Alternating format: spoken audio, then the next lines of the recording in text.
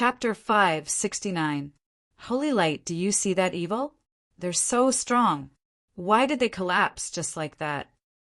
A heroic knight wielding a holy sword as he charged at an evil dragon would forever be the most hot-blooded classic scene in epics and dramas.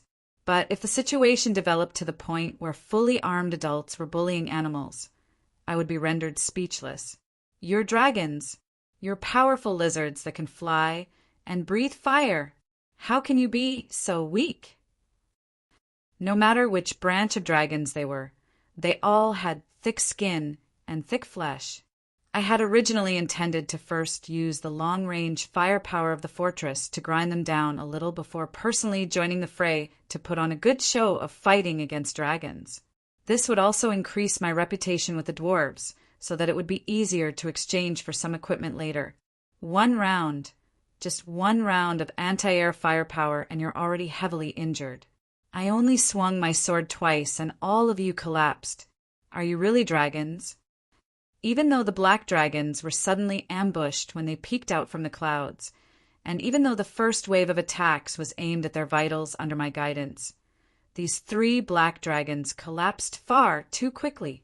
They had indeed tried to resist, charging at the ground while facing the cannons. Actually, they wanted to explain, but unfortunately they had chosen the wrong target. As a holy knight who stood in the most obvious location, I was quite happy to have a chance to increase my reputation. In the end, I excitedly pulled out my sword, but before I could even use my full strength, they all collapsed. You're being too vicious? Not at all. I'm a veteran actor, and I know how to control my strength. The adult black dragons probably only hurt without injuring them for half an hour. I mean, they must have gone through a long and difficult battle before finally collapsing. Little dragons, you're not acting according to the script. But soon, I discovered the reason why they were so weak. Half a tail, 1 eye, and a broken wing? What happened to you? This type of injury wasn't something that could be easily caused. The magic around the injury was currently preventing the dragon's natural healing abilities. These black dragons were already heavily injured before they even arrived. Now, the black dragons had collapsed into a ball of flesh. The dwarves had specially bound them with enchanted black chains, and they formed a small hill together. The black dragons weren't in a good situation. They were pitifully lying on the ground. It wouldn't be an exaggeration to say that they were only breathing out and not breathing in. I felt sad for them when I saw that they still had to come out to make a living despite being heavily injured. Tisk, it's all burnt. Its whole body is burnt black. Looks like it's a ferocious dragon. Black dragons are originally black, but I can smell the aroma of meat. It's at least 70% well done. These claw marks, teeth marks, burn marks, and the flame mana around the wounds. Why do they look so familiar? Don't be too familiar with him.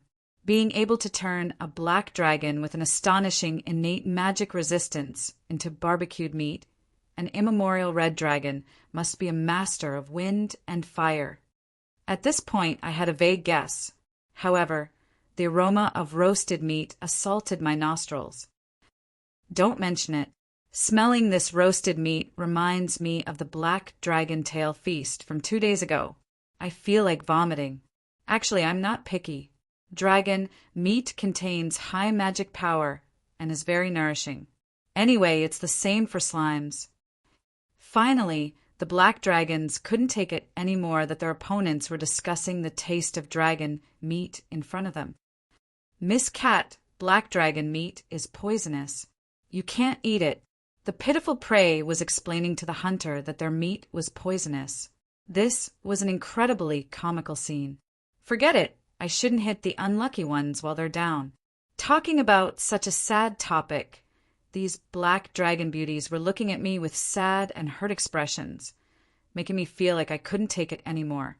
Yep, beauties she. I wasn't wrong. These 3 black dragons were all female dragons. It would seem that they were sisters born from the same mother.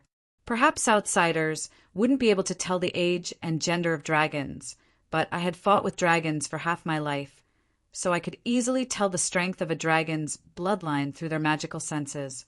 This was especially true for black and red dragons, who were common residents of the underground.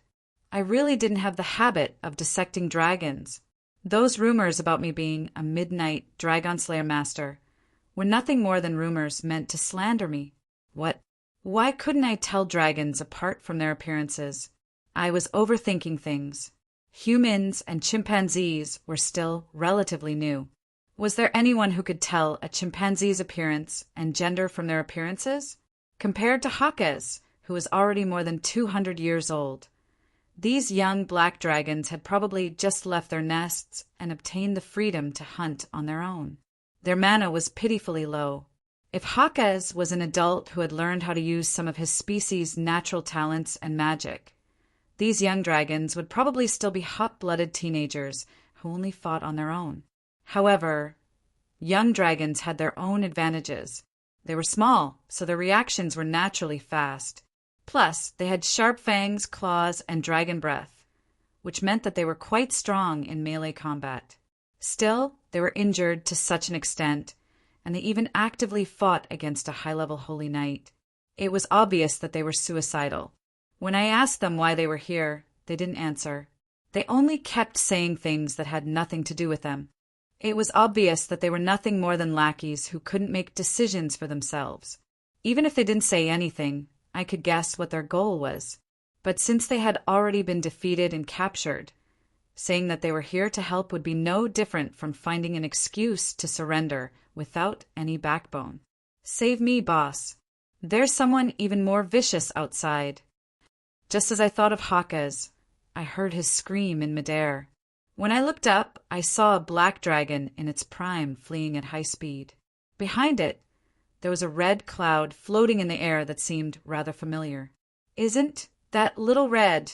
I unhesitatingly covered Harlow's mouth. The dwarves were still nearby. It was understandable that Hakez had accompanied me to the market, but it would be impossible to explain Little Red. Not to mention a big red dragon. That's an evil big red dragon. One of our goals in this trip to the Chaos Abyss. I unhesitatingly used my War Angel form and flew towards Little Red. I summoned Holy Light as I flew, just like a meteor of holy light streaking across the sky. The dwarves below were making a ruckus. They probably thought that I was preparing an ultimate attack, but my true goal was to make it so that nobody could see what I was going to do next. Little Red unhesitatingly spat out a tremendous dragon breath that enveloped me. The dwarves below kept shouting in surprise, but I didn't feel any heat at all. What do you like? What treasures do the lizard men have? Thank you for all the trouble.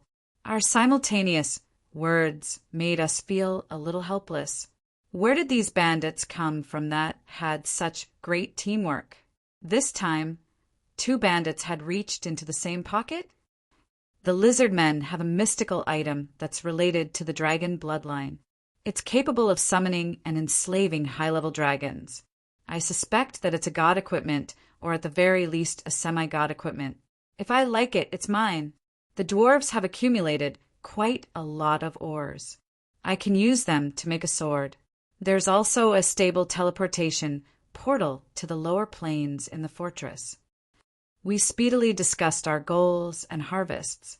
In the eyes of the dwarves, it was the angel form, Holy Knight, roaring as he fought against the big red dragon. Since they were mortal enemies, there was no need for words to be exchanged. Holy Light illuminated half the sky as the dragon's angry roars shook the earth. Just the shockwaves from the battle caused dragon fire to melt the walls of the mountain. The dwarves below were running for their lives. Such a powerful existence had far surpassed their expectations. They had long since expected that the immemorial dragon would be so frightening. It turned out that the Holy Knight, who seemed like a nice guy, was actually this powerful. Those black dragons are your subordinates? That stupid dragon is under your command. All right then. With so many years of tacit understanding between us, there was no need for any unnecessary words. We understood each other's actions, and judging from our goals, we had completely clashed. Evenly. The god equipment belongs to me. I'll compensate you. We exchanged glances. We had come to an agreement. The next instant, I spread my wings and gathered holy light as I roared angrily. Ah, evil must be judged. Eat my great, great sword. Glorious holy light transformed into a gigantic sword that sliced at the big red dragon's wings. It seemed mighty and domineering, but it was actually quite weak due to the fact that the holy light was overly scattered. However, the red dragon fell to the ground. Thick smoke and flames even appeared where it was sliced, as if it had been burned by the holy light. Damned insect of holy light! How many more times can you withstand such a powerful attack? Just you wait, insect. Watch out for your head and back. I'll take revenge. I'll be back. Little Red tossed me the necessary lines of a villain. She didn't even look at the little black dragons who were tearfully looking at her. She turned around and flew away. When I landed on the ground, I was greeted by the wild cheers of the dark dwarves that even I felt a little embarrassed about. Chapter 570. Being able to meet Little Red so quickly in the Chaos Abyss was an unexpected but reasonable surprise. Also, the dwarves were astonished that I had forced back the powerful Red Dragon King, which caused them to become even more reliant on me. Unfortunately, I didn't find any materials suitable for creating a holy sword from their storerooms. Instead, there were many materials that contained negative energy. But when I thought about it, it would be strange if there were any holy materials in the Chaos Abyss, but there were plenty of dark materials. Would I have to change to another magic sword? Still, I lacked many other materials as well. Changing paths whenever I met with any difficulty would be the same as constantly running away. You didn't prepare anything beforehand? Those myth-ranked individuals can prepare for half their lives in order to advance to the next power level. You must have quite a lot of wealth. I obtained quite a lot of gold and silver back in the day, but they weren't of much use. The truly good materials have to be chosen based on your myth-ranked weapons design concept. You might even need to start creating them beforehand. For example, the undead lords slaughtering entire cities to collect souls. The best material for a holy sword is the soul of an unyielding, holy knight who's willing to sacrifice himself. None of these materials can be bought or collected. Harloise was quite wealthy, so she probably didn't really care about how difficult it was for ordinary humans to grow up. Not to mention, there are some special concepts that have special requirements, such as the Trader's Heart, Lust Lotus, and other items with names that sound ridiculous. You even have to create your own materials. If it weren't for the fact that Adam is undying and has such a high requirement for the concept of fire, we wouldn't have needed to fight against the Phoenix back in the day. That was the most difficult battle I can remember. I paused for a moment. If it had been for any other reason, it would have been possible, but the most unfortunate part is that I learned too many things Harloise suddenly understood. Perhaps this was the key. Although holy light, ice, and death weren't unpopular concepts, Roland's time and energy were both limited. It would be impossible for him to collect enough high-quality, myth-ranked materials. Others would spend their entire lives walking down a single path. Naturally, they would spend all their efforts on that path, so they would definitely have many resources. Roland, on the other hand, had walked down 4 paths. While his progress was fast, his accumulations were far too shallow, making it impossible for him to keep up with his power level.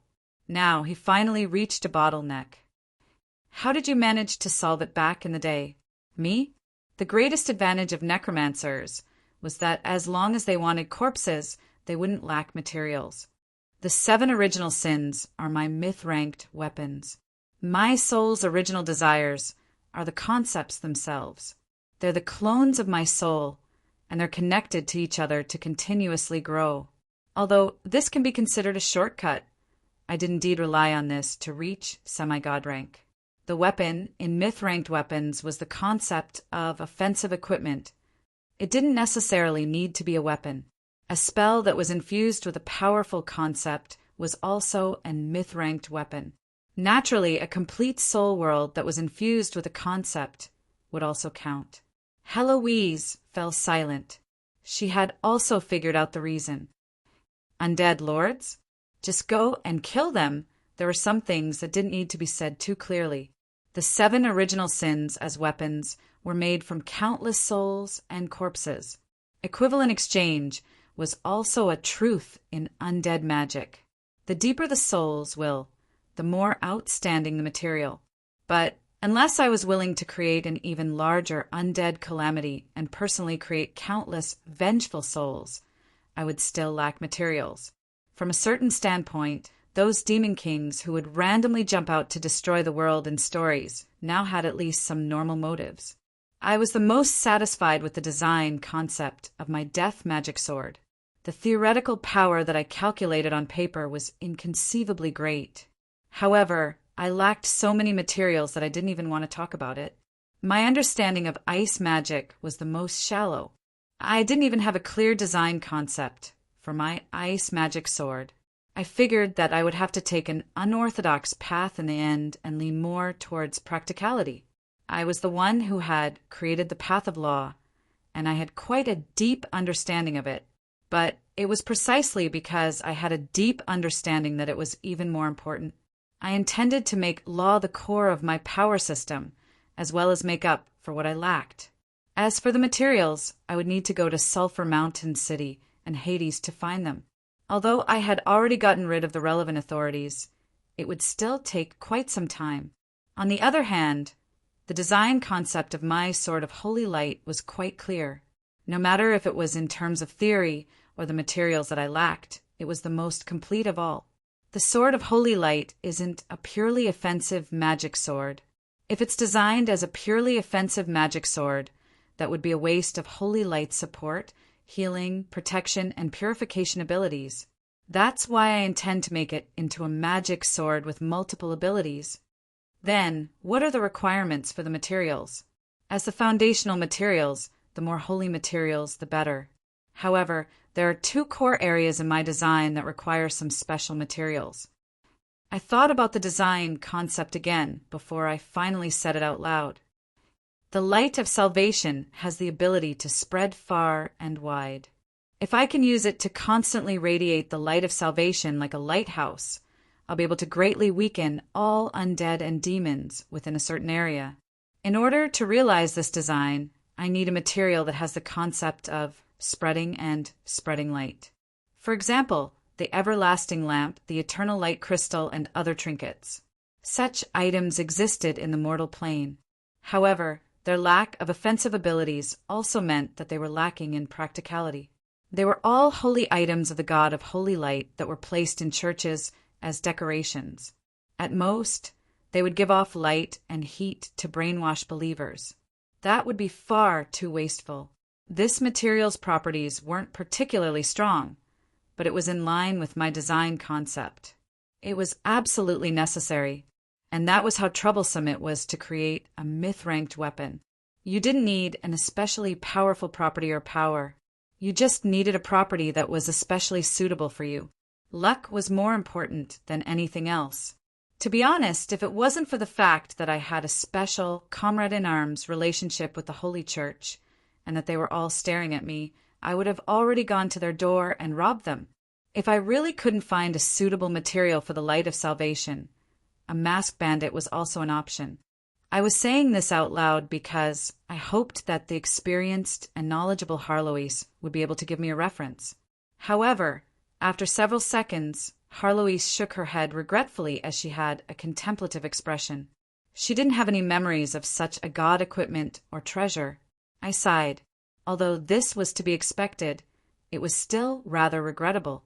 I knew that even if the Elven Empire really had such an item, it would have only been used as a plaything or sacrificial item. It was highly unlikely that Harloise would know about it. What's the second concept? If the first is to disperse light, then the second is naturally to concentrate light. This sword of holy light was still a sword. Since it was a sword, it would be impossible for it to not have a sharp blade.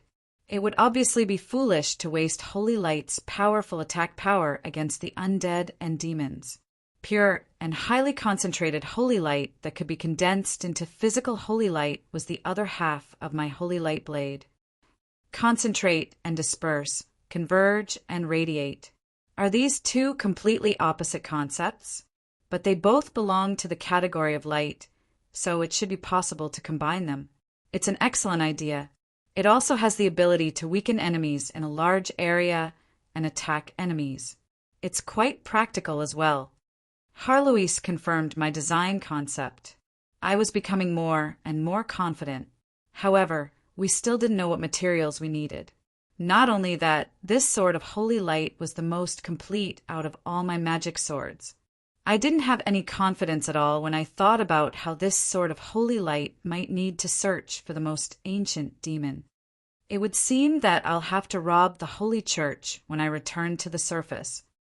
This was no joking matter, considering how the god of holy light had monopolized the concept of light. Even if there were natural products of holy light in the mortal plane, the god of holy light would likely have kept them. Actually, the god of holy light wasn't the first god of light. My system interrupted my thoughts. She wasn't the type of person who liked to give me background information. Before the god of holy light, the first generation god, the ancient sun god, and the second generation god, the god of natural harmony, both had divine concepts related to light. I paused in surprise for a moment upon hearing this, but then came to a sudden realization. There was no need for me to focus on the god of holy light. Since the light of salvation was a mutated form of holy light, I needed to use the characteristics of light. It was entirely possible for me to find a divine concept that was related to light rather than holy light. Meanwhile, the god equipment of the ancient gods or their myth-ranked weapons would likely meet my requirements. Then where are they? Since the god of holy light has ascended to power, where else can the deposed god of holy light go? The sun god Aloyo resides in the 372nd level of the Chaos Abyss, while the god of natural harmony resides in seclusion in the 16th level. Aloyo was once a main god. Chapter 571. The 16th level. The 372nd level. As the saying went, having an elder at home was like having a treasure. Ahem, I meant that I was more experienced and knew more. Astria's guidance saved me a lot of trouble. Now, we had at least 2 directions to go. Should I go up or down? That's such a difficult question to decide. The number of levels in the Chaos Abyss didn't represent the level of threat. However, apart from the first 3 levels, the first several dozen levels were indeed much safer than the levels after that. Why was the 3rd level an exception? That was because the first level was an interface between all the other dimensions. It was directly connected to the devil's old hell. There were as many teleportation portals there as there were hairs on a cow's back. The first level was also the main battlefield between the upper and lower planes. There were many powerful existences there, and high-level devils and demon nobles wouldn't be easy to deal with. If you were unlucky enough to meet a devil general or demon lord patrolling the battlefield, you would undoubtedly die. And even if you met a power from the heavens, a high-level angel might find you an eyesore, or if you had a part of your body that was corrupted by hell, demonification, or darkness, and they would still purify you. And this battlefield was connected to the first 3 levels of the Chaos Abyss. That was why the first 3 levels of the Chaos Abyss were known as the Eternal Bloody Battlefields. Even though the first 3 levels had the most teleportation portals, only noobs and madmen would directly go to the first level. The 16th level wasn't too far away from the first 3 levels. If the first 3 levels were the main battlefield, then the 16th level would act as a buffer zone and stronghold.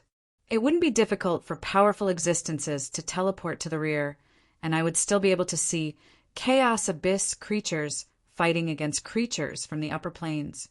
It would be fine if I was lucky, but it would be the same if I was unlucky.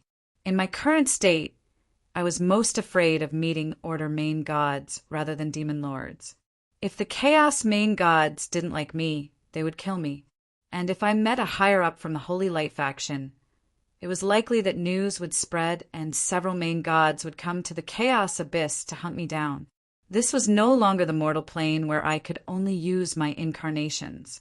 Even I would be tempted by such an excellent opportunity to ambush me. Now that I thought about it, it became even more dangerous.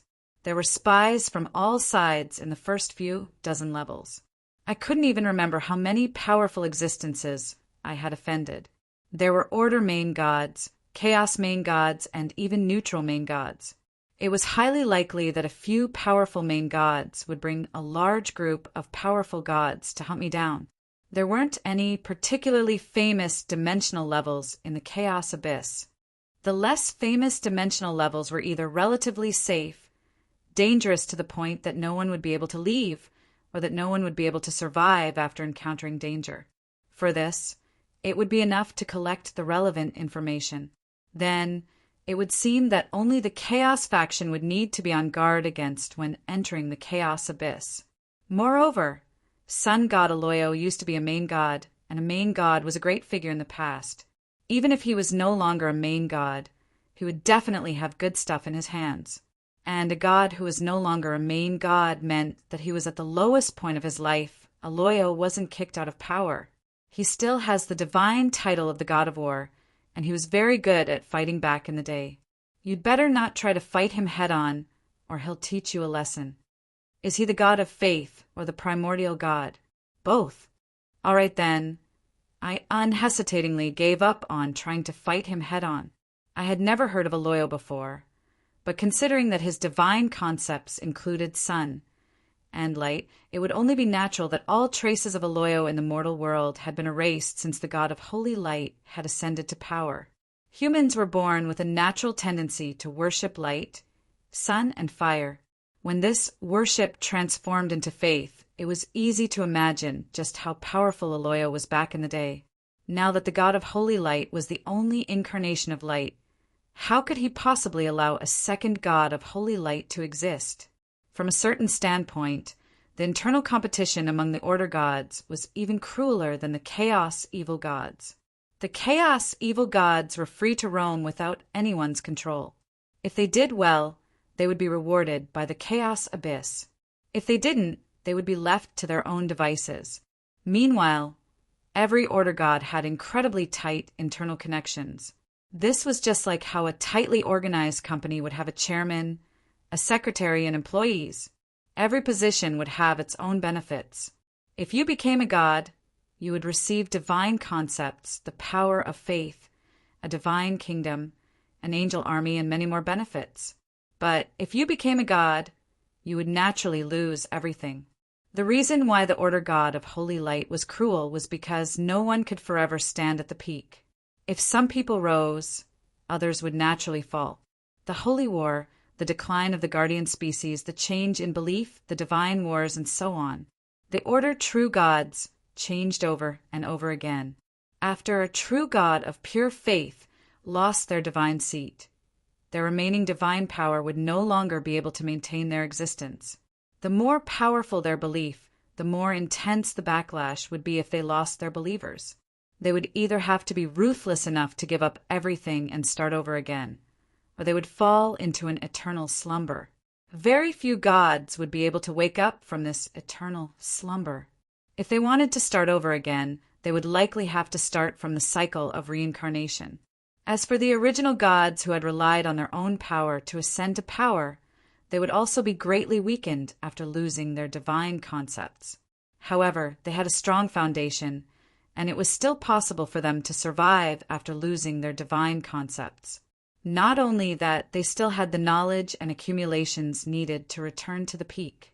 It was just that the new gods who had used them to ascend naturally wouldn't give them a chance to make a comeback. Perhaps escaping to the Chaos Abyss and living in seclusion would be the best choice. That was because the Order faction had the weakest power in the Chaos Abyss. This was also the safest place for the original gods. Is he easy to deal with? He's also a war god. This was a classic and simple answer. War gods already had divine concepts of war and were worshipped by warmongers. How could a war god possibly have a good temper? Still, this was to be expected. Compared to aimlessly searching for Cynthia, this was far better. With Astria's guidance, I was able to save a lot of time, which I lacked the most. That's right, time. That day when Cavendish took Cynthia away from the Hades and entered the endless void, I had already sensed that something was wrong. If he really wanted to kill Cynthia, wouldn't it have been better if he had killed her on the spot? Why had he taken her away? And now, Astria had confirmed that Cynthia hadn't died yet. The situation in the Chaos Abyss was also off. I didn't know what Cavendish was doing, but it definitely couldn't be anything good. If we had won the Battle of the Hades, then Cavendish would have been the biggest winner since he had obtained his freedom through our plan. There was no meaning in saying such things now. It would have been impossible for me to stop Cavendish back then, no matter what I would meet in the future. Swiftly becoming stronger would be the best choice. For me, rather than lamenting that I wasn't strong enough or that my opponents were ridiculously strong, it would be better to make preparations beforehand and strengthen myself to the limit. That way, I would be able to calmly face any opponent I met. Another use of Astria's information was probably to make me decide to head out as soon as possible. Since I already had a goal, wasting time here would be pointless. I need to deal with the lizard men as soon as possible. Although the strong preyed on the weak in the Chaos Abyss every day, with countless tribes like the Black Lava tribe being eliminated every month, it would be far too cruel of me to just ignore the lizard men since I had met them and accepted their kindness. Come, young man. I can see that your bones are amazing and that you're incredibly talented. I believe that you must be a rare martial arts prodigy that only appears once every century. Here's a Buddha's palm, written in the Common Language Manual. I'll sell it to you for a cheaper price. Although I was speaking nonsense, I wasn't giving the dwarves the Common Language Manual. This time, I was giving the dwarves something that they could understand. Basic swordsmanship, personal cultivation experience, some common dwarven combat techniques in the mortal plane, teachings of law and common spells and incantations. These were all my personal understandings. It wouldn't be wrong to call them secret manuals.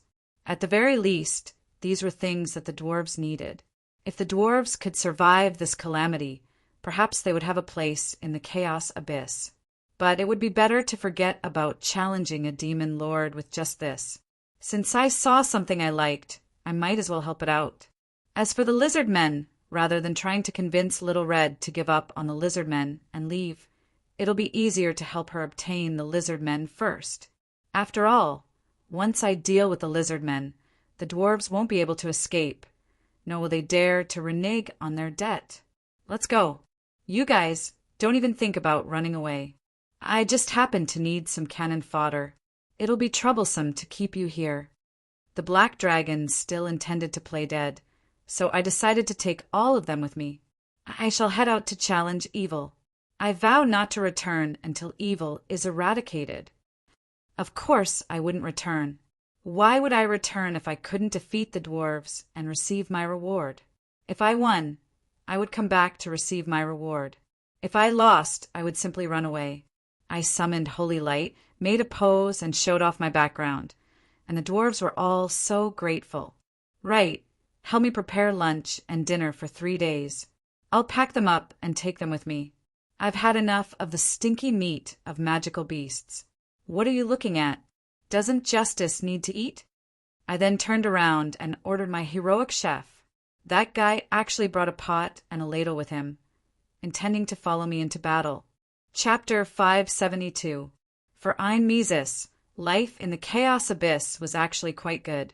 There were people serving her every day, which wasn't much for a supreme immemorial dragon like her. But compared to the boring daily routine in the mortal plane, there would be surprises every day in the Chaos Abyss. As a matter of fact, the lizard men came again early in the morning and danced a bunch of messy hula dances in front of him. They couldn't help but shout, "Great Dragon, Great Ancestor, protect us," and so on in the wrinkled dragon language. The one leading the shouting was an Inferno kobold shaman. Although this creature knew the draconic language, it was limited by the structure of its tongue, so it wasn't very good. The lizardman's accent had the gloomy and tongue-like sounds of cold-blooded animals, which made it even more difficult to imitate. It had to be said that the strange draconic rapping, coupled with the lizard men, ogres, and kobolds dancing a messy grass skirt ritual dance, was quite an amusing farce. Every day at dawn, Little Red would be able to enjoy such a strange comical performance, and she would always clap her hands in delight. For the lizard men, being able to use a holy artifact to summon an immemorial red dragon was both a great surprise and a great fear. When the current generation's great shaman, Mo, discovered that the blood-red heartstone that had been passed down from generation to generation could actually be used to summon dragons, it was already an unexpected surprise for the entire lizardmen tribe. Together with the lizardmen's psychic witchcraft and beast-taming secret techniques, the lizardmen tribe's power increased explosively. However, this holy artifact actually managed to summon an immemorial red dragon just a few days ago.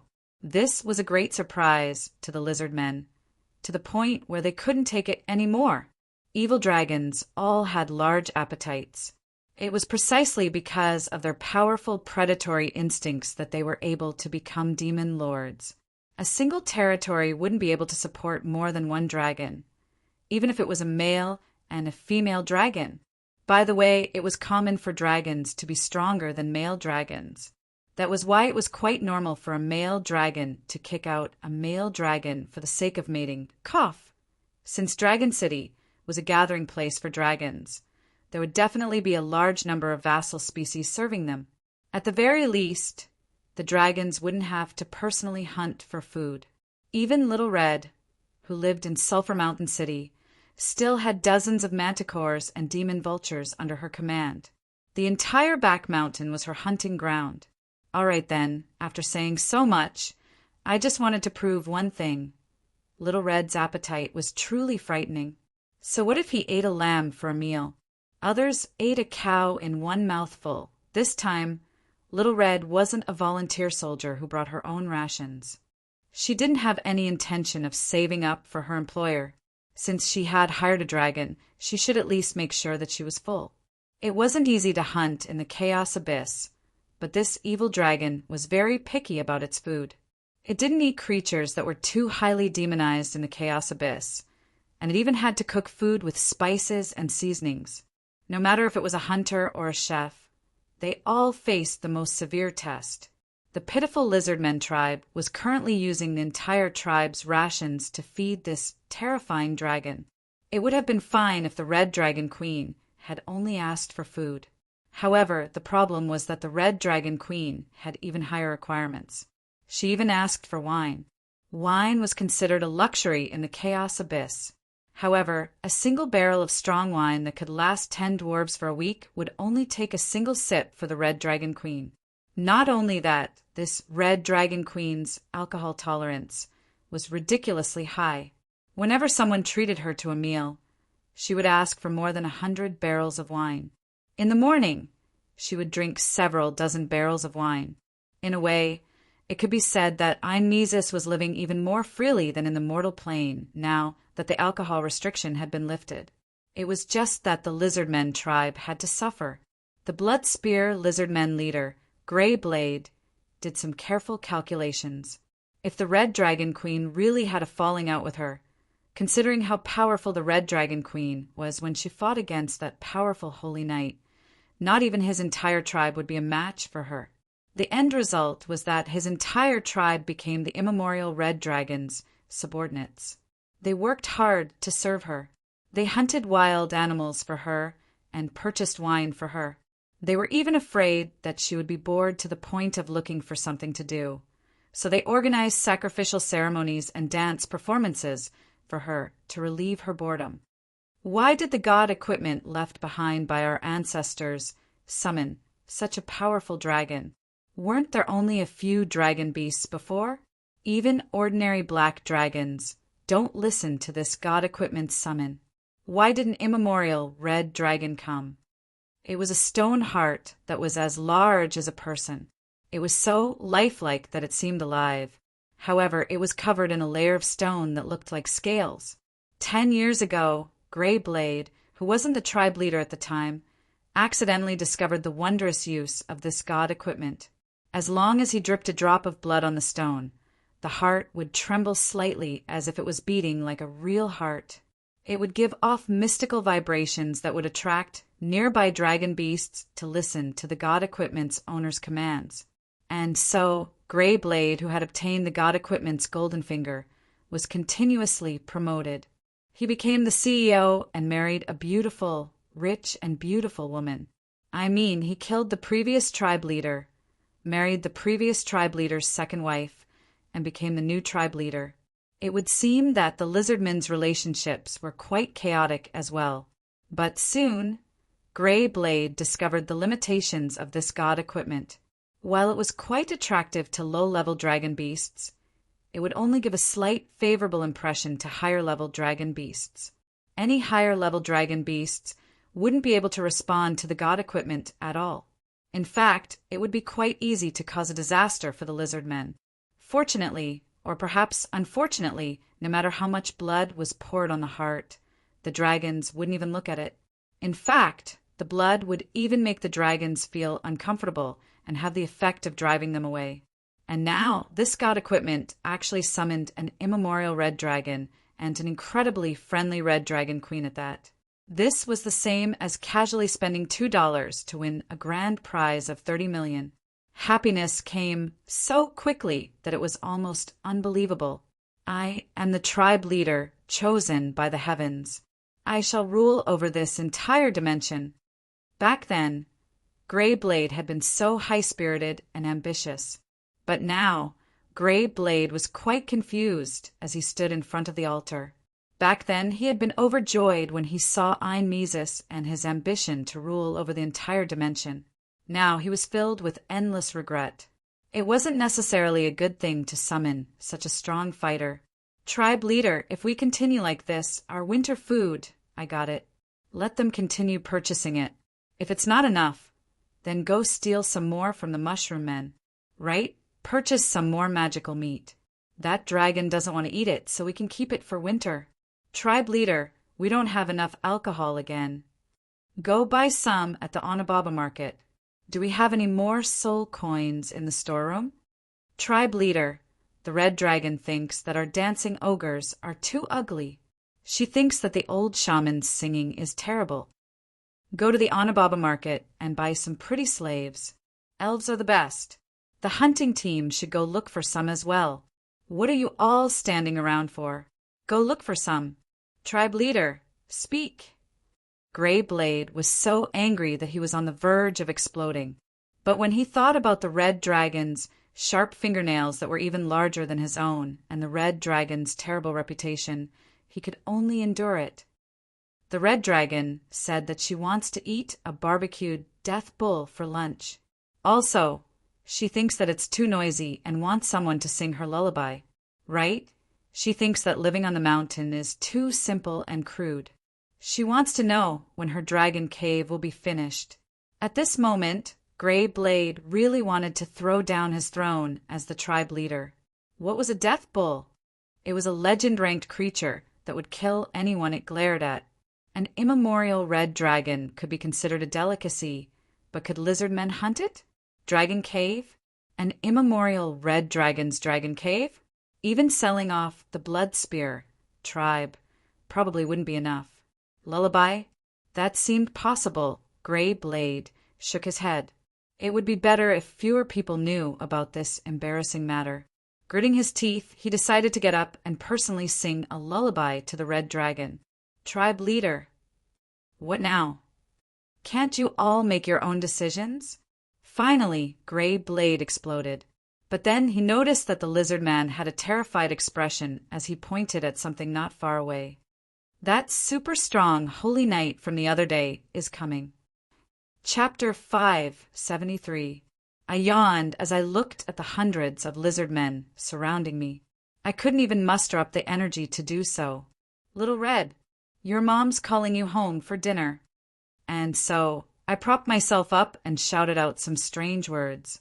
With the amplification spell, my voice echoed throughout the entire valley. Go home for dinner.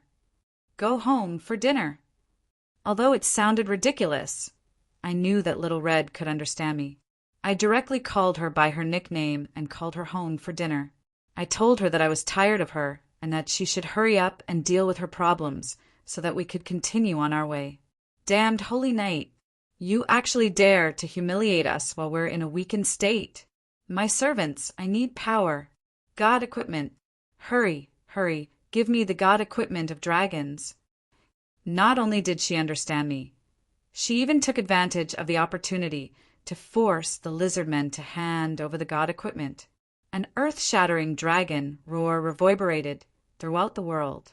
It sounded quite majestic, but if one thought about the content of the roar, it was obvious that she was trying to take advantage of the lizardmen's misfortune. It seems that I'll have to cooperate with her for one last time. I yawned again as I glanced at the cowering lizardmen, guards beside me. Then I raised my battle hammer and began summoning a wave-like wave of holy light. Evil, your end has arrived. Despicable lizardmen, let me cleanse your sins. The judgment of the Hades awaits you. Evil dragon, you'll be next. The holy light shall prevail. A powerful pillar of light with a frightening aura pierced through the clouds, dyeing even the clouds in the color of holy light. My power level had increased once again from saint to myth rank. My double diamond bloodline and physical body contained a powerful soul. The soul represented the ability to excavate the essence and level of one's power. Plus, I had a powerful bloodline and physical body that could withstand power. The current me was far stronger than a Mullo. Cough, cough. I meant that I was far stronger than Emperor Yonya from back in the day. Even if Emperor Yonya from back in the day appeared in front of me, I was confident that I could defeat him one-on-one. It'd be strange if an undead mage didn't bring his underlings to fight you one-on-one. The silly cat decisively retorted, but she also reminded me of her existence. And so I picked her up, tossed her out, and loudly shouted her lines. Come out, Angel Beast. Angel Beast Super Evolution. Holy Angel Beast. And so the cat ball kept changing shape as it rolled in the air. In a flash of blinding holy light, a divine angel beast wearing shameful clothes appeared. Forced transformation was really useful. Heloise is really useful. Roland, just you wait. Through our soul connection, I completely ignored her hysterical roars. There were plenty of high-level holy knights who were capable of summoning angel incarnations. However, this would typically require a contract with the corresponding angel. When considering my relationship with the holy light, I would rather just quietly be a solitary handsome knight.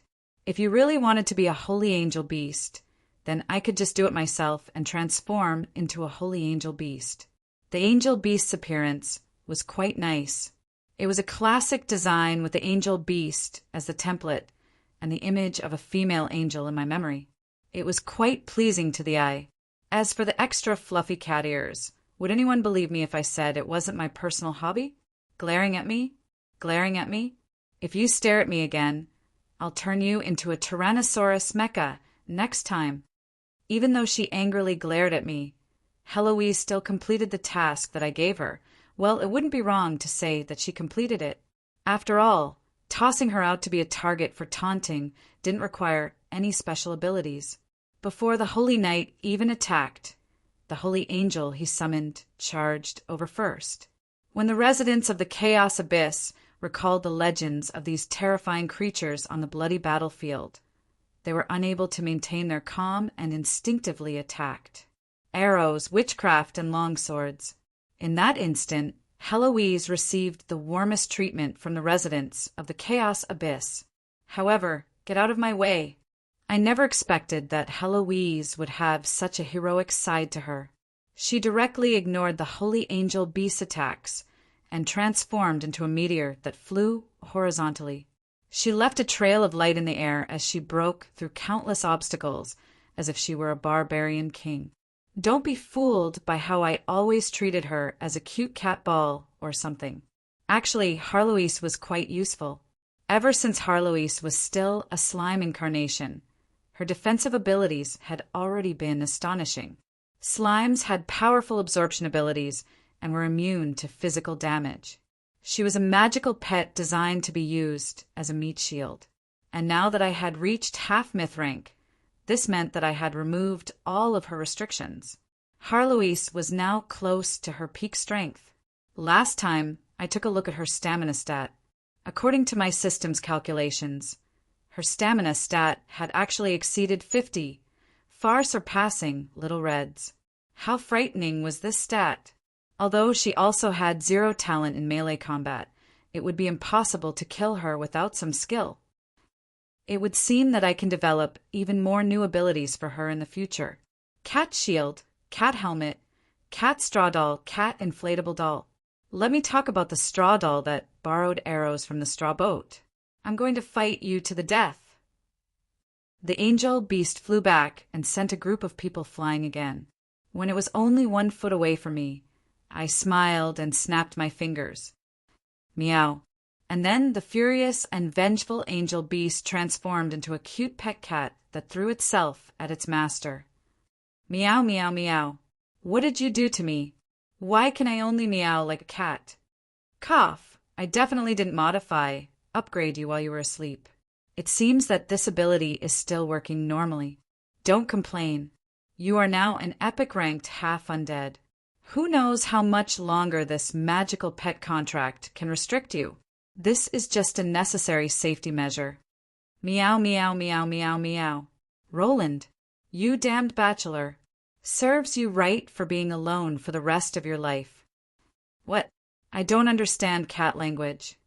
Meow, meow, meow, meow, meow. Then how did you understand me just now? Humph. Other than complaining, what else can you do? Depression, displeasure, anger. Finally, Heloise exploded. She pounced on Roland's head and started biting. Roland actually instantly put on the +12 enchanted metal helmet. He had actually been holding onto the metal helmet all this while. How shameless, smart. It seemed that he had long prepared for this. Meow, meow, meow, meow. This time it was really a cat meowing in despair. Or I should say a cat crying. Heloise was crying. The Queen of Banshees was actually crying. Roland had done something great again. He had won. He had obtained a complete victory in his battle against his pet cat.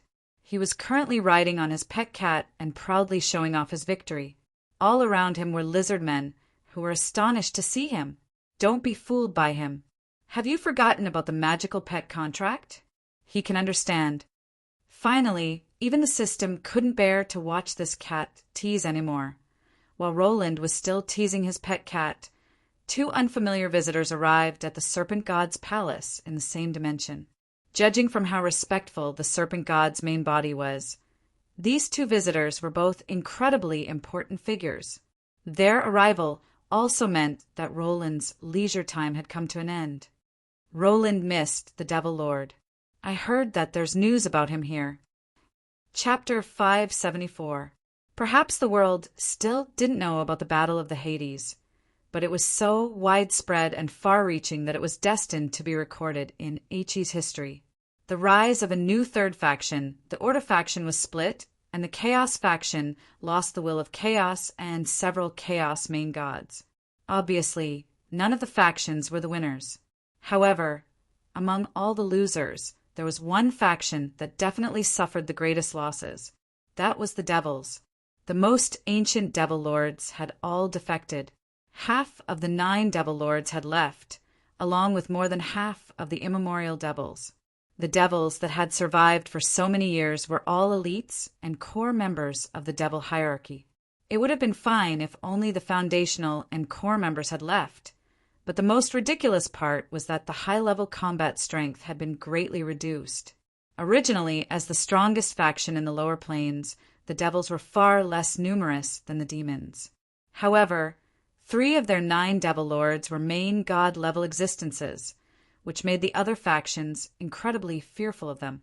The Lord of Lies Camilches, the Lord of Despair Heimer, and the Lord of Tyranny Sarwinston were all famous sources of evil in all the planes. But now, Two of them had actually joined the Hades faction, along with two other devil lords.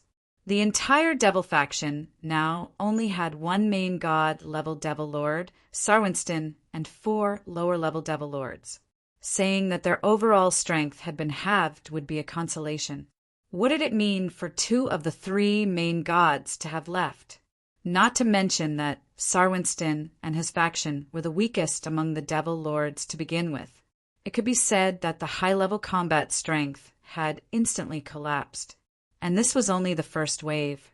The immemorial devils had left in large numbers.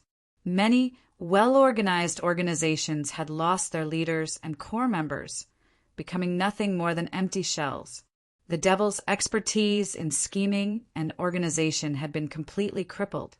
The devils' overall combat strength was probably less than 20% of what it had been 7 years ago. The lower planes weren't some peaceful and loving place. If a faction suddenly weakened, what awaited them definitely wouldn't be peaceful and loving assistance. Instead, they would be hungry wolves with ill intentions. Even though the devils had reacted as quickly as possible and furiously retracted their defenses, even though they had the most outstanding organization in all the planes and were extremely obedient, they still suffered tremendous losses in this calamity. Not only that, the primordial devil's betrayal of the entire Chaos faction caused them to instantly lose the protection and blessings of the Chaos Abyss. This was why many places in the old hell collapsed and dimensional cracks appeared.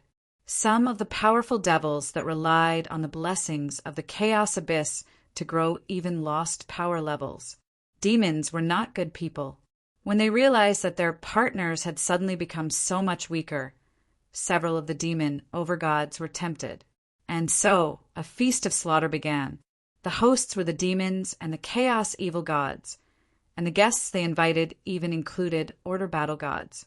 Both sides tacitly agreed to divide up the devil's territory and resources. After this feast for the other residents of the Chaos Abyss, all the strategic fortresses in the first few layers of the Chaos Abyss were lost. Nearly half of the Chaos Abyss's dimensional portals were seized. All the surviving devils retreated to the old hell. The devils were suddenly reduced from the most powerful faction in the Chaos Abyss to a lower middle faction. When considering the accumulated grudges from the Chaos Abyss's glorious era, a phoenix without its feathers was no better than a chicken. This mid-sized faction would have a difficult time. Those with grudges would take revenge, while those without grudges would take some of the spoils. For the devils that had survived the calamity, their lives had become more and more difficult over the past few years. They naturally hated the devil lords that had betrayed their trust the most. Actually, many people felt that it was ridiculous to talk about trust since devils viewed betrayal and deceit as their glory. However, devils would also have grudges and take out their anger on others. However, 3 of the former devil lords had now become the devil lords of the Hades. If they wanted revenge, they would have to defeat the Hades. All their grudges were transferred to the final devil lord, Ilmigia, the queen of temptations. Ilmigia was the most outstanding double agent in history. She had betrayed both the Chaos Abyss and the Hades. Now, she was living quite well under the protection of the Abyss Prince Cavendish. Even if the devils wanted revenge, they would have to ask Cavendish for permission. The current Cavendish was one of the most popular individuals in the Chaos Abyss. The devils weren't confident that they could provoke the current Chaos Prince. However, if they didn't take revenge, his subordinates would lose their morale. Indeed, it was quite inconceivable that the entire devil species' morale was so low. In fact, some devils would often choose to give up on their past accumulations and transform into demons. The entire species was wavering in the wind and rain. They really needed some good news to cheer them up. This time, the devils encountered an opportunity. Cavendish's older brother, Roland, has come to the Chaos Abyss. If we use him as a hostage, we should be able to exchange for Ilmigia. From a certain standpoint, this was indeed logical. However, if Roland knew that he was being hunted down by devils because of Cavendish's woman, he would probably feel quite awkward. And from a different standpoint, Roland was the main reason why the devils were declining, as he was the mastermind behind the entire Hades. Taking revenge on him wouldn't be wrong at all. Snake God Voka, we respect your authority over this dimension, but please don't make things too difficult for us. Even if our species isn't in a good situation right now, we still have enough power to interfere with the nearby dimensions. The speaker was a large, one-eyed man. Half of his body was abnormally muscular and was tied up in heavy black chains. The other half of his body was as thin as a dwarf's, but he carried a sawtooth battle axe. He was the devil species blood war general, the berserk slaughter demon sailor. As a devil, Sailor wasn't a good one. That was because he didn't know how to lie or betray others. But on the other hand, the reason why he was able to survive for so long in the Devil Society was because of his pure combat achievements and vicious killing intent. After all, if the commander of an entire army was a sly one, there would be no need to fight. 7 years ago, Sailor had been the overall commander of the Blood War Fortress, a major individual comparable to the ruler of a dimension. But now, not only had he lost his fortress, he had lost his position as the Blood War commander. Even his right leg had been replaced with a metal prosthetic leg. He could be said to be half-crippled. Even so, Sailor still aggressively requested the Snake God's assistance, as if he were the true ruler of this dimension. Snake God Voka's true body was several meters long. Even though he was currently in human form, his icy gaze could still instantly kill any mortal. He looked just like a rattlesnake that was 3 meters tall in human form. His 3-meter-tall body was covered in golden scales. Although he looked rather similar to lizard men, he was definitely not the same species. The snake god remained silent as he faced the devil's aggressive attitude. He didn't want to help the devils, even though the devils had already made incredibly tempting promises to him. You don't have to think too much. We just need you to help us gather information. Leave the rest to us. Even if that person is so domineering and arrogant, no matter how arrogant that person is, we won't make trouble for you. That's right, Voka wasn't interested in Roland's life or death at all. He was only weighing the rewards he could obtain, as well as the possible risks, the risks of offending Cavendish. The Abyss Prince was now one of the strongest existences in the Chaos Abyss. He was also famous for being willful. He had already killed more than a dozen demon lords. It was obviously not worth it to offend the Abyss Prince for the sake of the devils who were already weak. This is the Devil Lord's will? I am the Devil Lord. I represent the will of all the Devil Lords, including Sarwinston. And this time, the famous slaughter maniac sailor wasn't even the commander of this expedition. The one who was truly in charge was the cold devil flower under the cloak, Lord of Curses Lasnina. Lasnina had previously been the Queen of Temptations, Olmigia's close friend and lover, but now she had personally injured the beautiful goddess of vengeance. Lasnina's appearance meant that the devils were coming out in full force. They were willing to pay any price to capture Roland. Unfortunately, Voka refused to budge. It was obvious that the devils weren't willing to give him enough bargaining chips. He wouldn't act until he saw what he wanted. If the devils were searching for Roland in the mortal plane themselves, even if Voka didn't interfere, the devils would only be able to find a needle in a haystack since they didn't have enough manpower. Suddenly, Snake God Voka stopped. His snake head actually revealed an astonished expression. My priest is praying for my power? A human holy knight from the Chaos Abyss? Chapter 575. My summoning holy light lit up the entire sky. Above the clouds, the illusions of angels and dragons kept clashing. Just the overflowing power kept blowing away the surrounding clouds. This was an incredibly intense battle. But actually, under the cover of the holy light, I secretly told Little Red my new plan. That means we need to change our plans. We need to hurry to the 100th floor and meet up with Adam and the others. It's been so long, and Marguerite should have brought that idiot with her. Then we'll go look for that sun god from the previous generation. I didn't intend to slowly play around with the local residents. I had already stayed in this damp and cold swamp of the Chaos Abyss for almost a month. Mushrooms were already growing on my boots. Considering the weather in this damned place, it was likely that they were poisonous mushrooms. A god equipment. Towards my request, Little Red's reply was simple and direct. She stared at the lower left side from the corner of her eyes. There, the red-eyed lizardman chief was still hopping about, as if he was very anxious seeing that his red dragon was at a disadvantage. It seemed that Little Red had completely set her eyes on the god equipment that could control dragons. What she meant was that she definitely wouldn't leave until she helped me obtain the god equipment. What's that? I was rather curious. Little Red was no newbie who had never seen a god equipment before. What god equipment could tempt her to such an extent? It's highly likely that it's the heart of some supreme immemorial dragon god. Perhaps some ancient dragon god died in the Chaos Abyss.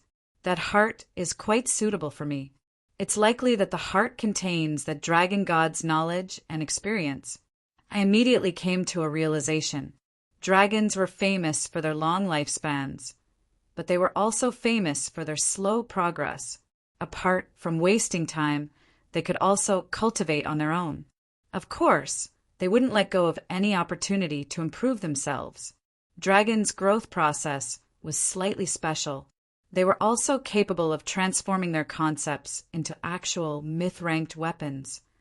But for them, what precious material could possibly compare to their own unique physical bodies? Their enhanced concepts would often be fused together with some part of their physical body. When a dragon died, their bones and flesh would rot over time. However, the organs that had once contained their concepts would usually be preserved for an incredibly long time. This was why the corpse of a powerful dragon was a treasure. The inheritance of a dragon king or dragon god would be worth tens of millions of gold coins. During this period of time, Little Red had figured out the nature of the god tool, and it felt that this was a rare opportunity. However, it didn't dare to use force, and it became more and more restrained. The lizardman's altar where the heart was stored was guarded 24 hours a day, and there were even witchcraft curses and alarms. They weren't of the same system, so it was very difficult to completely remove them. If the lizardman destroyed the heart as soon as he approached, he wouldn't even have tears left to cry. The lizardmen won't be able to destroy that thing, right? Who knows? Just in case. It wasn't easy for me to get my hands on the dragon's eye of the primordial dragon, and shot it at me with a powerful kick. When I got it back, it became a football. I was so sad. Is that why you hung, and for half a night? If it was me, I would have already thrown that brat into the frying pan. Stop bragging. You're even better at spoiling children. Do you still intend to drag things out with Eliza like this? If you don't make up your mind and make a decision, be careful that you don't cross the line. In the end, you'll end up with that knife. Hatchet! I couldn't help but smile wryly when I heard this. I could still deal with other things, but I really couldn't deal with such a messy situation.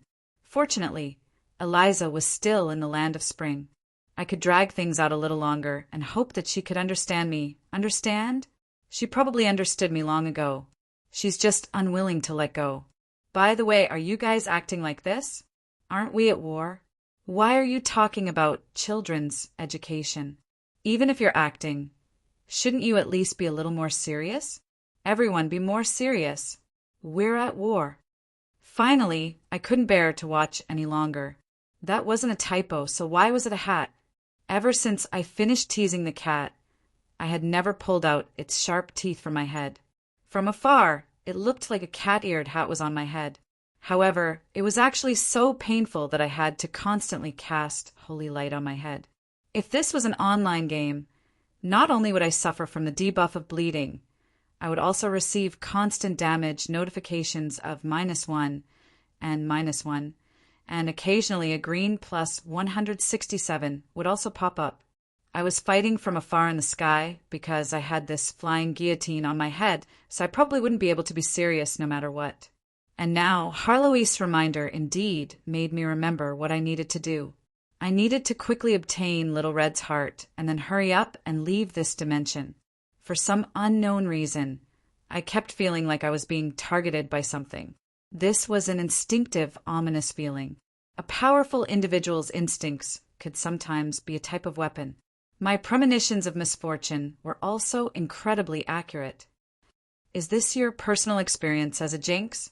Or is it your instincts of being hunted down? Shut up and obediently go be your hat. My head hurt from all the biting, and I cast some more holy light on myself. I rubbed my chin, which was finally starting to have some hair, and made my decision. The best way to obtain a complete heart is to have them deliver themselves to me. Then he smiled at Little Red and understood everything in his heart.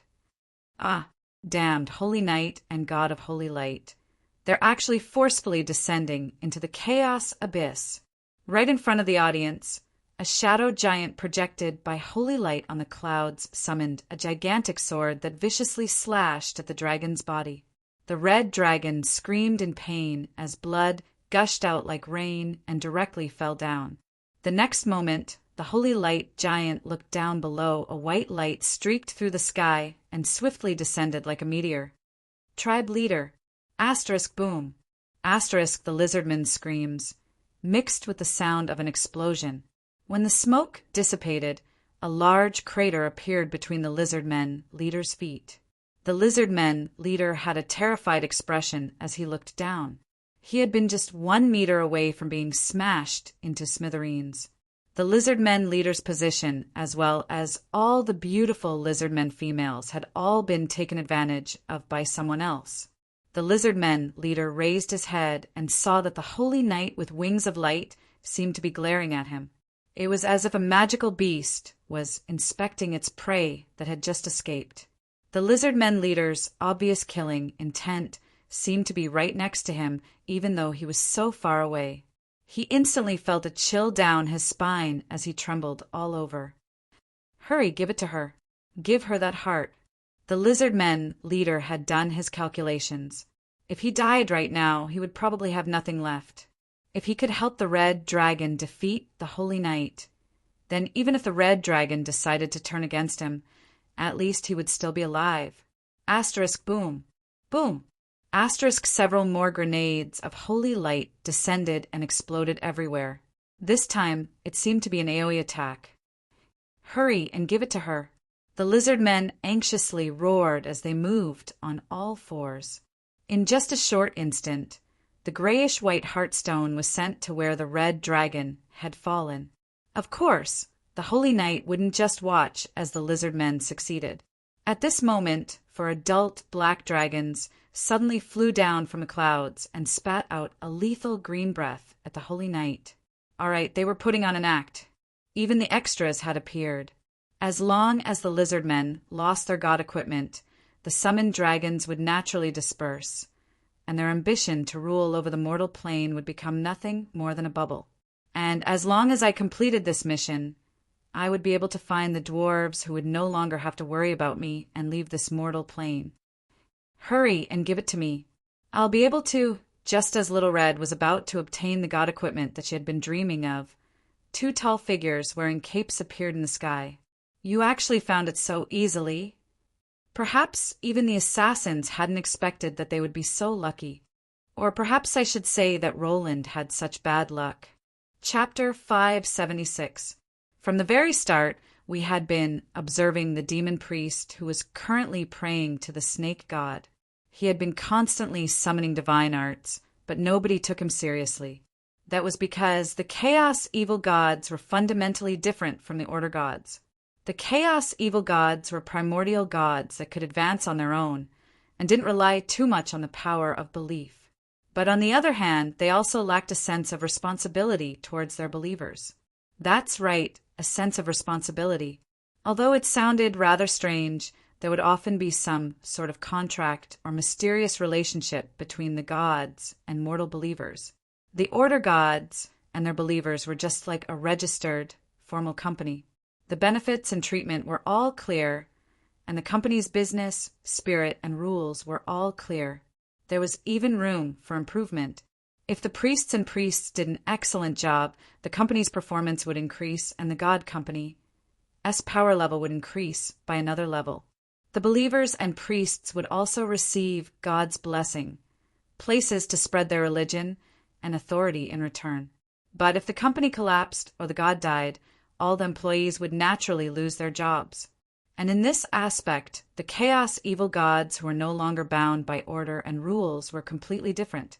The chaos evil gods and their evil cultists were just like a secret, illegal, and illegal black company. The boss wouldn't set any clear rules, and everything would be decided by him alone.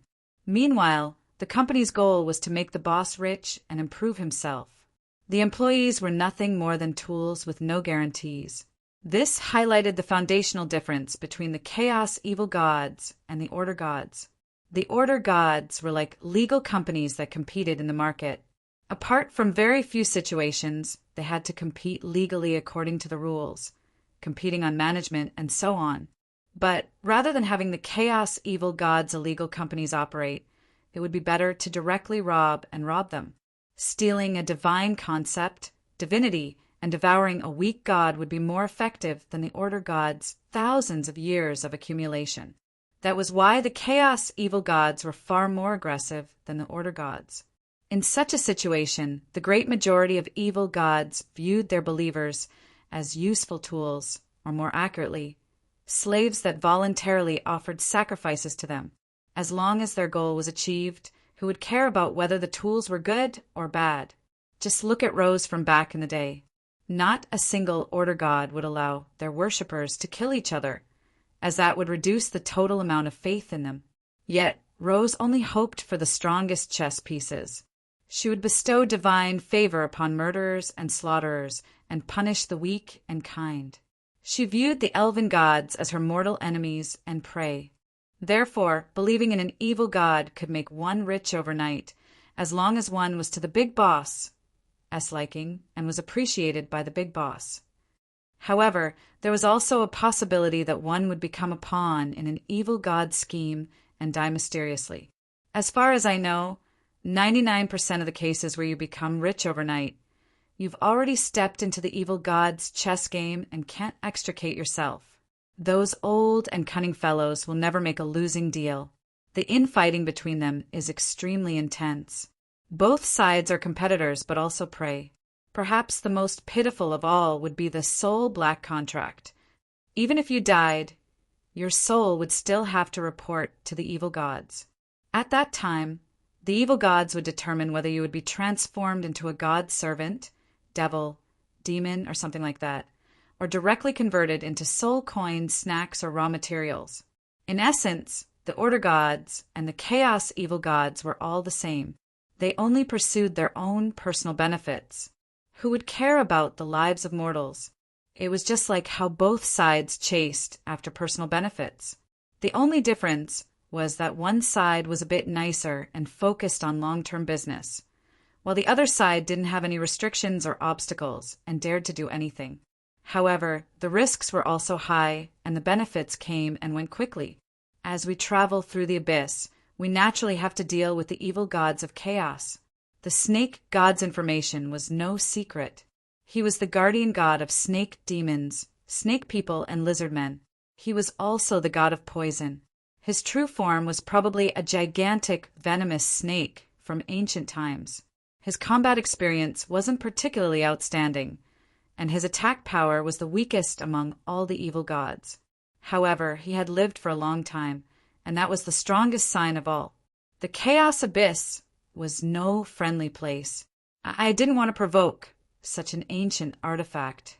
Who knew what trump cards he had hidden up his sleeves? However, his cautious personality made me feel much more reassured. As for the snake god's believers praying to the snake god's power, I had killed so many lizard men over the past few days that I could fill a warehouse with them. Yet, I hadn't seen a single lizard man that actually managed to summon an evil god's power. If the snake god's believers met with an enemy that was beyond their abilities, the evil god's believers would be able to pray to the evil god for divine blessings that exceeded the norm. However, the evil god wouldn't even bother to pay attention to them if they didn't have sufficient benefits. This mortal plane was filled with snake demons and lizard men. The snake god had dozens of believers, so the snake god wouldn't care much for his believers here. If this was the mortal plane, the death of a single high-level priest would be a major loss. Not only would the snake god lose face, but it would also be quite likely that the snake god would help if the snake god's believers in the mortal plane met with a calamity. This place was quite close to the snake god's main body, and it was quite dangerous. Lizard men were dying every day. Although the signal here was quite good, it was almost impossible for the snake god's believers to respond to their prayers. Perhaps this was why the snake god's main body was so important to the snake god's embassy. There weren't many people here, and it was a matter of face. Ahem, let's stop here for now. Things had been quite tense recently, so I shouldn't try to die too much. So, when I saw the gigantic cyan blue snake in the sky, my first reaction was that I was hallucinating. My second reaction was that I discovered that my luck had been running out for far too long. It was likely that my luck had been running out for several hundred years already. Damn it, I can't be so unlucky, can I? The situation is tense. Retreat. Let's take the goods and leave first. Due to our many years of tacit understanding, we instantly came to an agreement. I tossed out a sword of light that nailed the lizardman shaman who was holding the heartstone. This time I didn't miss at all. Little Red, who had just been howling on the ground, instantly stood up and leaped towards the lizardman shaman. She then grabbed the heartstone and swallowed it. Just as she was about to spread her wings and fly away, I unhesitatingly fled first. I could sense that the snake had already locked onto me. Challenging an evil god's main body in an evil god's private mortal plane would be no different from challenging an evil god's main body in a true god's divine kingdom. I didn't want to die so arrogantly. However, the next instant, I was blocked by a figure.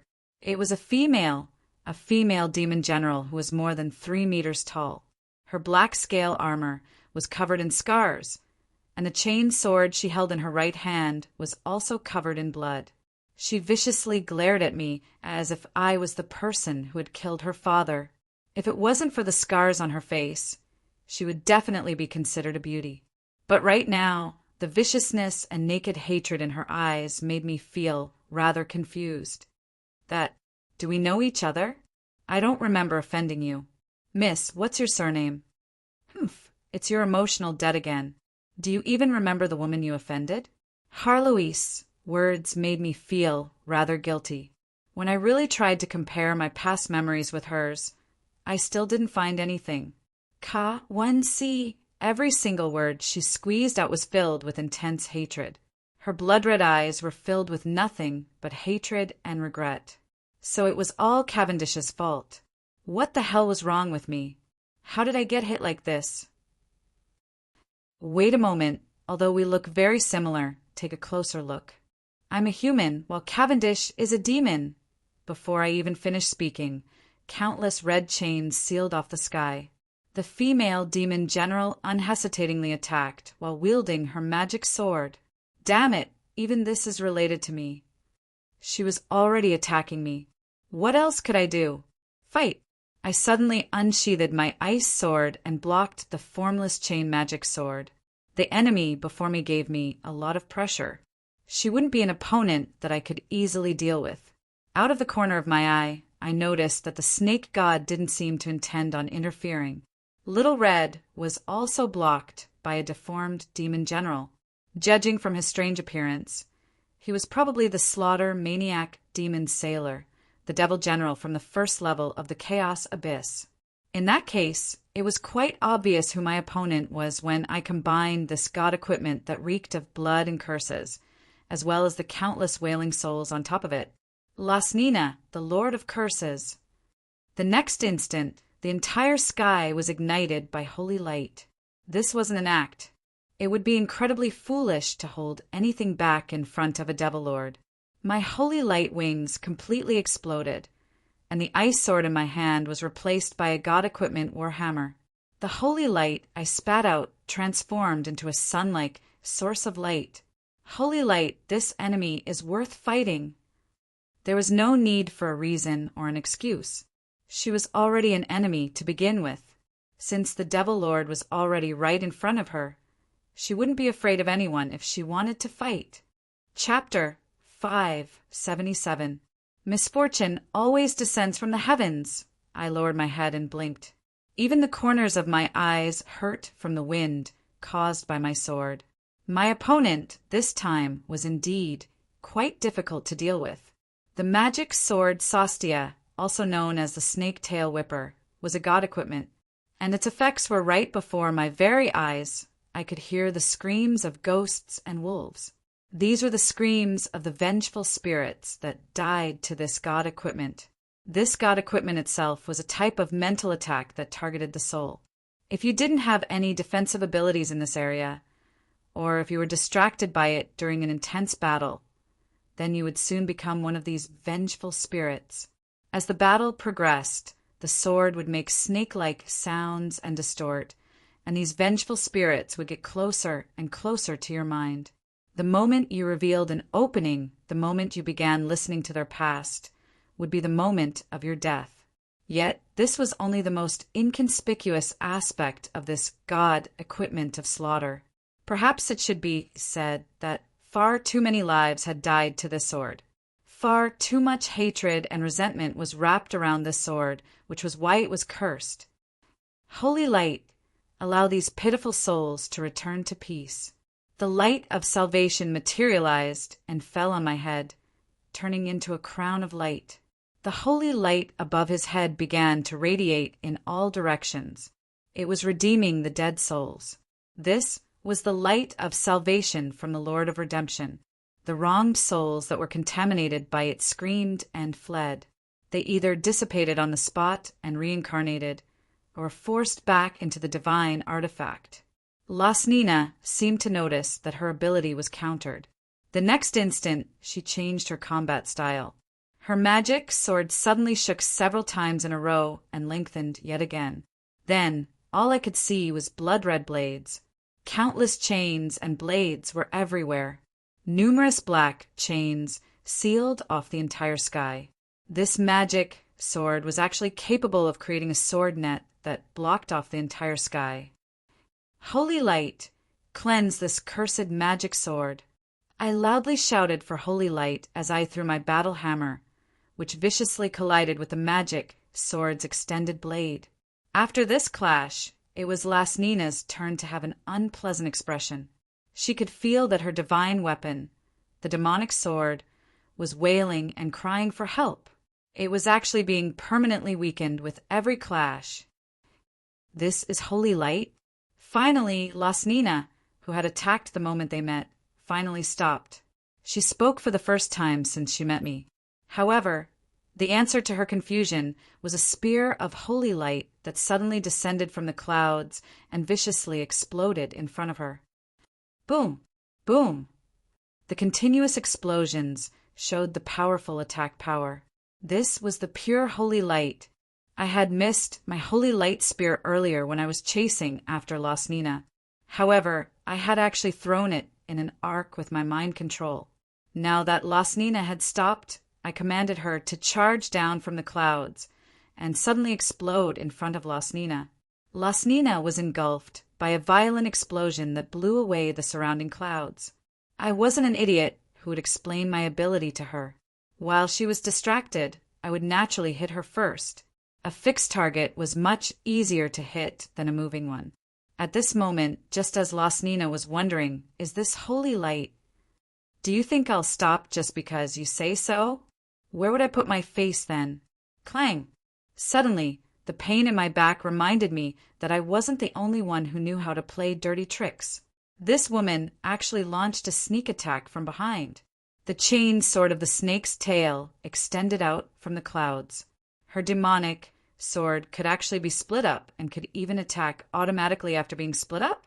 Are you trying to distract me by talking and then use the snake blades in the clouds to hurt me? Sinister as expected. It's useless. It's useless. However, this was still useless against me. I turned around and grabbed my demonic sword. Holy light flashed 3 times in a row, and all that was left was scrap metal without any spirituality. TSK, a turtle shell. You chose the wrong opponent. Lasnina walked out of the exploding clouds completely unscathed. It would seem that the previous exchange had only been an appetizer for both of us. From a certain standpoint, she had indeed chosen the wrong opponent. At the very least, it would seem that my special abilities countered hers. The most dangerous part about Sastia wasn't its ability to change and extend infinitely, nor was it the souls wailing on it. Rather, it was the blade itself.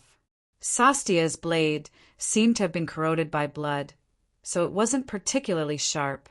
However, it was actually covered in Devil's Curse art.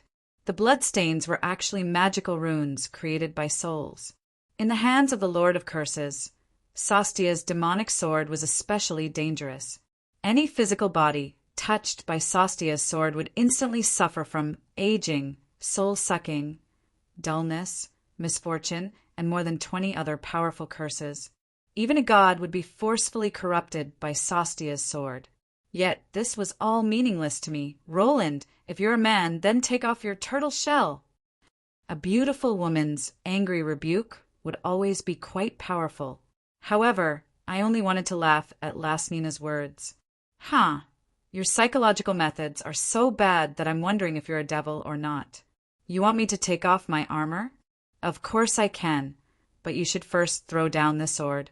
Then we can test if I'm a man or not. All right then, what I got in response was a magic sword whip that suddenly increased in frequency. It would seem that Lasnina really didn't seem like a devil at all. She was able to explode with just a single sentence. However, such an attack was still completely ineffective. That's right, from the very start, I had the advantage because my full-body dragon scale ice armor, Guardian of Yonya, had evolved to the semi-god equipment level. No matter how vicious a sword's blade was, it would only be fatal if it actually injured someone. I had used half of my abilities in exchange for defense, so it wouldn't be so easy to break through. As long as my armor was broken, I would be undefeatable. Not only that, this living armor also had the ability to repair itself. The longer this battle dragged on, the more obvious my advantage would become. Lasnina was indeed correct when she said that she chose the wrong opponent. She probably saw how thick Little Red's dragon scales were and how high her magic resistance was, which was why she chose me since I wasn't wearing any armor. She didn't expect that I would be able to summon this heavy defensive armor at any time. Meanwhile, Sailor, the Berserker Demon of Slaughter, was also facing a troublesome opponent. A famous veteran would indeed be quite amazing. However, while Sailor could use his fame to suppress others, there was also the risk of information about his abilities being leaked. I had summoned my armor the moment I saw Lasnina's magic sword. Meanwhile, Little Red was extremely experienced in dealing with Sailor's special ability. Sailor, the famous general of the Blood Wars, was just as famous as his physical characteristics. He was able to change the weight of an object just by touching it, making it heavier or lighter. He could even make sturdy armor as fragile as a piece of paper or as sturdy as a city wall. Although nobody knew how he was able to do this type of power was definitely the nemesis of melee job classes. It would be even easier for him to deal with gigantic beasts. Nobody would be able to stop him in a chaotic battle. The moment that Little Red recognized her opponent, she unhesitatingly gave up on her stronger dragon form and transformed into her human form. She then began to show off her power as a fire and wind dual magic archmage. Soaring magic, short-range, accurate, instantaneous movement, dragon wings buff, flame spray, tornado transformation, rattlesnake agitation. The high-speed Little Red used her half-dragon form with dragon wings to show off what it meant to have high mobility and what it meant to be a natural fighter. Little Red's beautiful red figure kept appearing and disappearing in the sky. Every time the clumsy Sailor chased after her, he would only see an afterimage. Then he would be followed by a storm of flames and flames. Sailor had already fallen to the ground twice. If it wasn't for the fact that he was sturdy enough, he would have been smashed to smithereens already. Red dragons had a natural sense of space and aerial combat techniques. Sailor still hadn't been able to touch his opponent. He had been getting beaten up the entire time. Yes, your special ability is quite powerful. You'll be able to kill me as long as you touch me. However, you should catch up to me first. Little Red was using her actions to provoke Sailor. Sailor had already met a highly mobile opponent before. He also had powerful short-range, instantaneous movement magic tools. However, he was hit by Little Red's dragon breath every time he tried to instantaneously teleport. He knew that he couldn't just casually teleport in front of this wind and fire archmage anymore.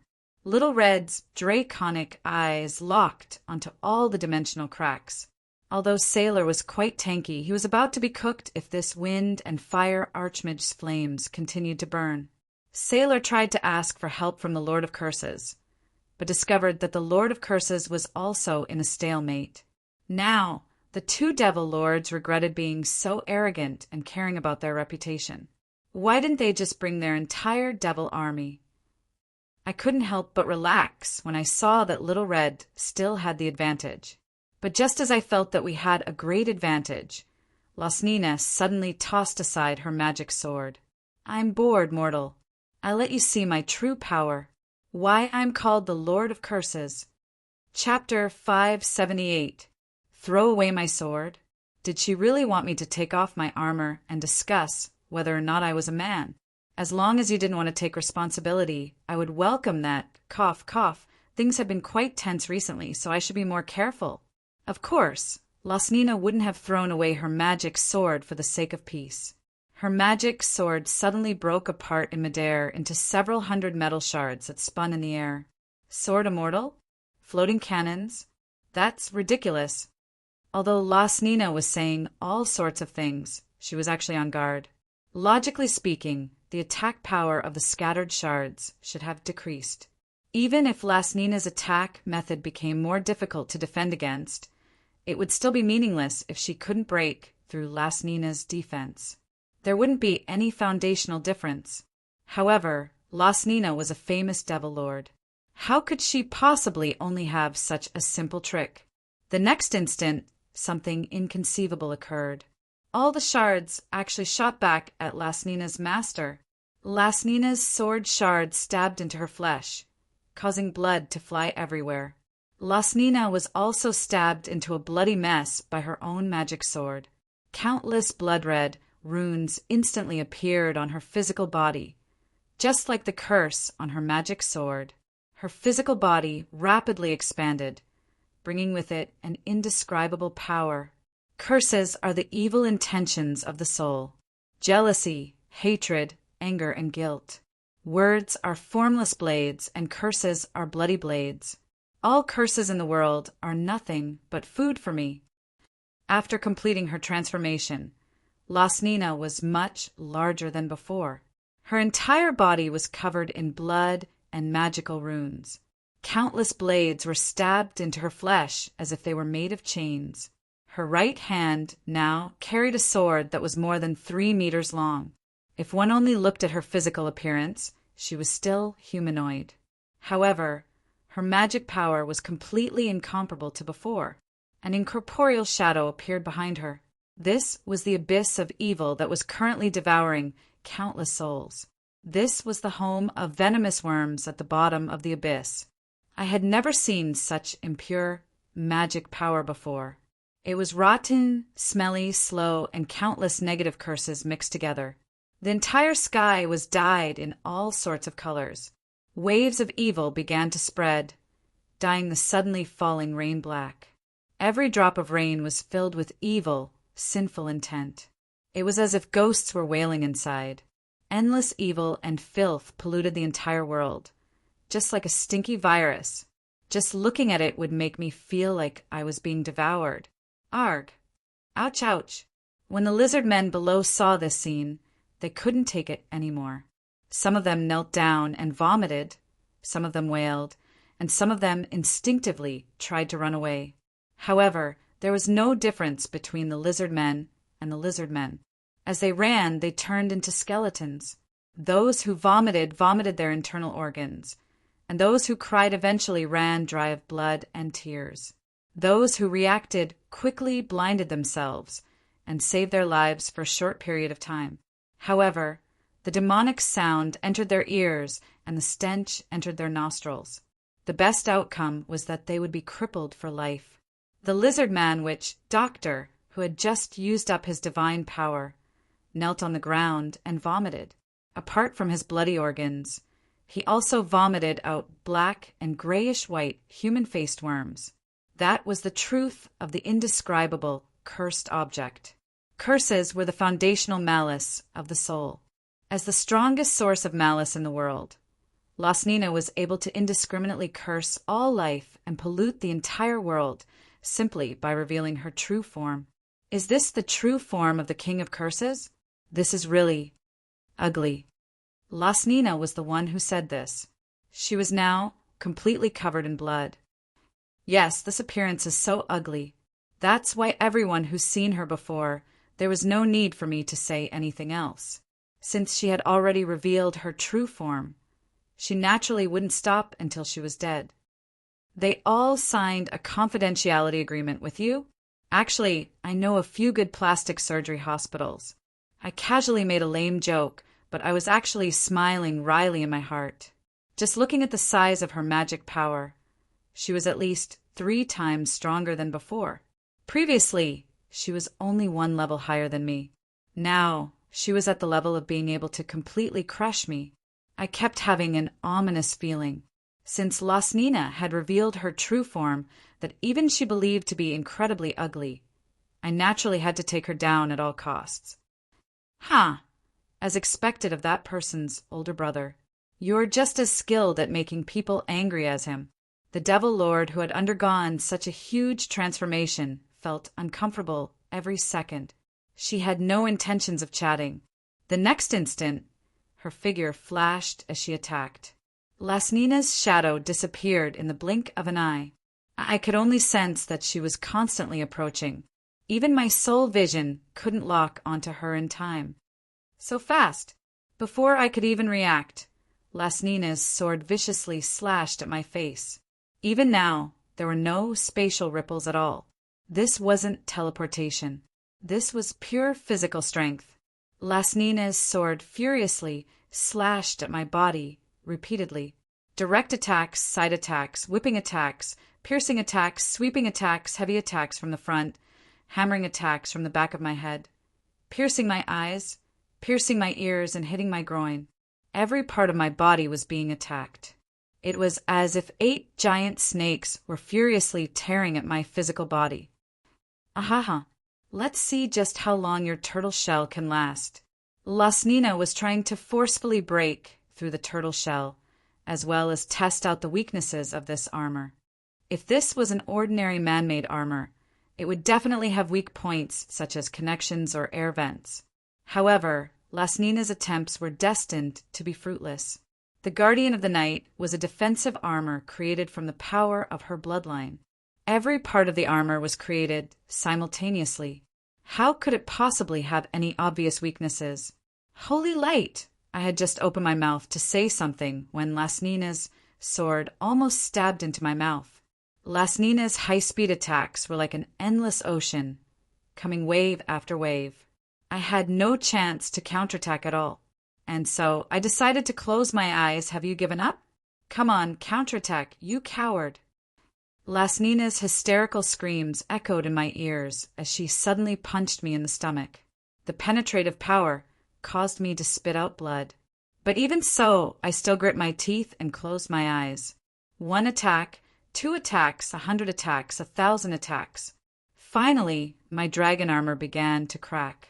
This meant that my regenerative abilities were no longer able to keep up with my destructive power. My dragon armor could completely collapse at any moment.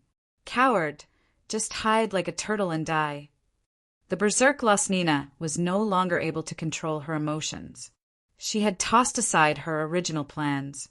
Right now, her only thought was to tear apart this bastard before her. But at this moment, I opened my eyes. One eye was black, while the other eye was white. The other eye was black, while the other eye was white. It was as if they were two halves of the Tai Chi symbol. Judgment! My words were cold and emotionless, as if I were a high and mighty God's judgment on the mortal world. It had nothing to do with me or the world. Lasnina was guilty, so I was judging her. The stare of the hell god had been forced to its limits. I had to use this incredibly dangerous ace up my sleeve. Lasnina paused when I stared at her, just like a frog being stared at by a snake. Then, the next instant, her entire body started bleeding profusely. It was as if she had just received the punishment of endless purgatory in that 1 second. Nobody knew what Lasnina had seen in that instant. The normally fearless Lord of Curses was now terrified. Her face was completely pale, and all the magical runes on her body had lost their luster.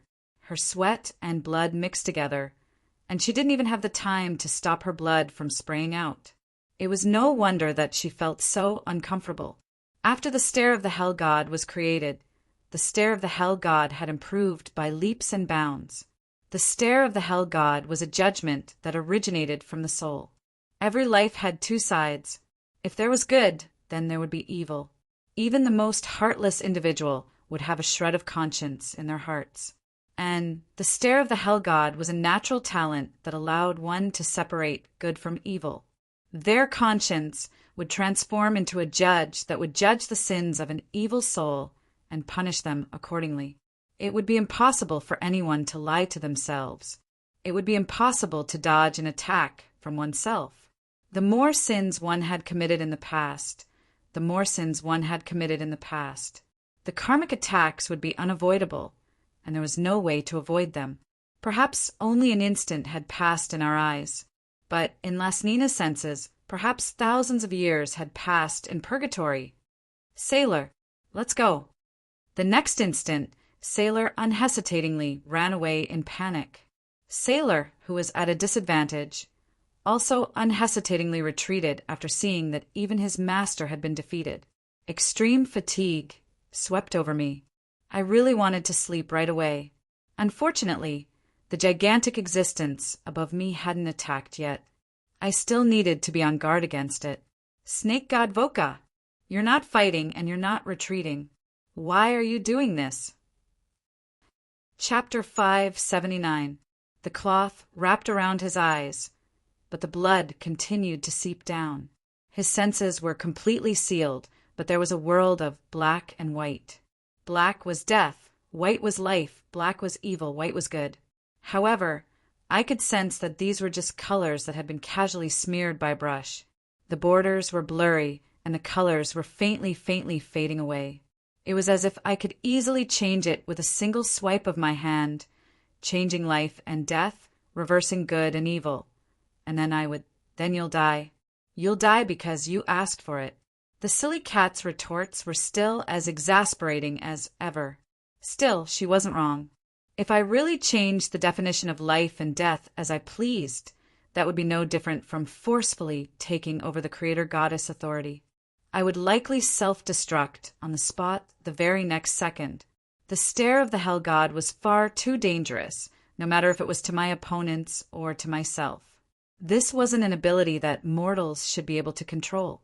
At the very least, before becoming a semi-god, using it every time would be equivalent to going berserk. Using it so casually would be equivalent to suicide. And the first time this trump card appeared, the opponent was already not simple. The Devil Lords stood at the apex of all devils. Every single one of them was incredibly difficult to deal with. They were famed experts in all dimensions, and ordinary human semi-gods would be completely helpless before them. Even though I had the advantage of suppressing his abilities, I wouldn't be able to fight him head-on before I completed my first myth-ranked weapon. That was why I could only use this trump card that I hadn't fully mastered yet. With such a powerful opponent as his target, the Nether God's eyes were overloaded and out of control from the very beginning.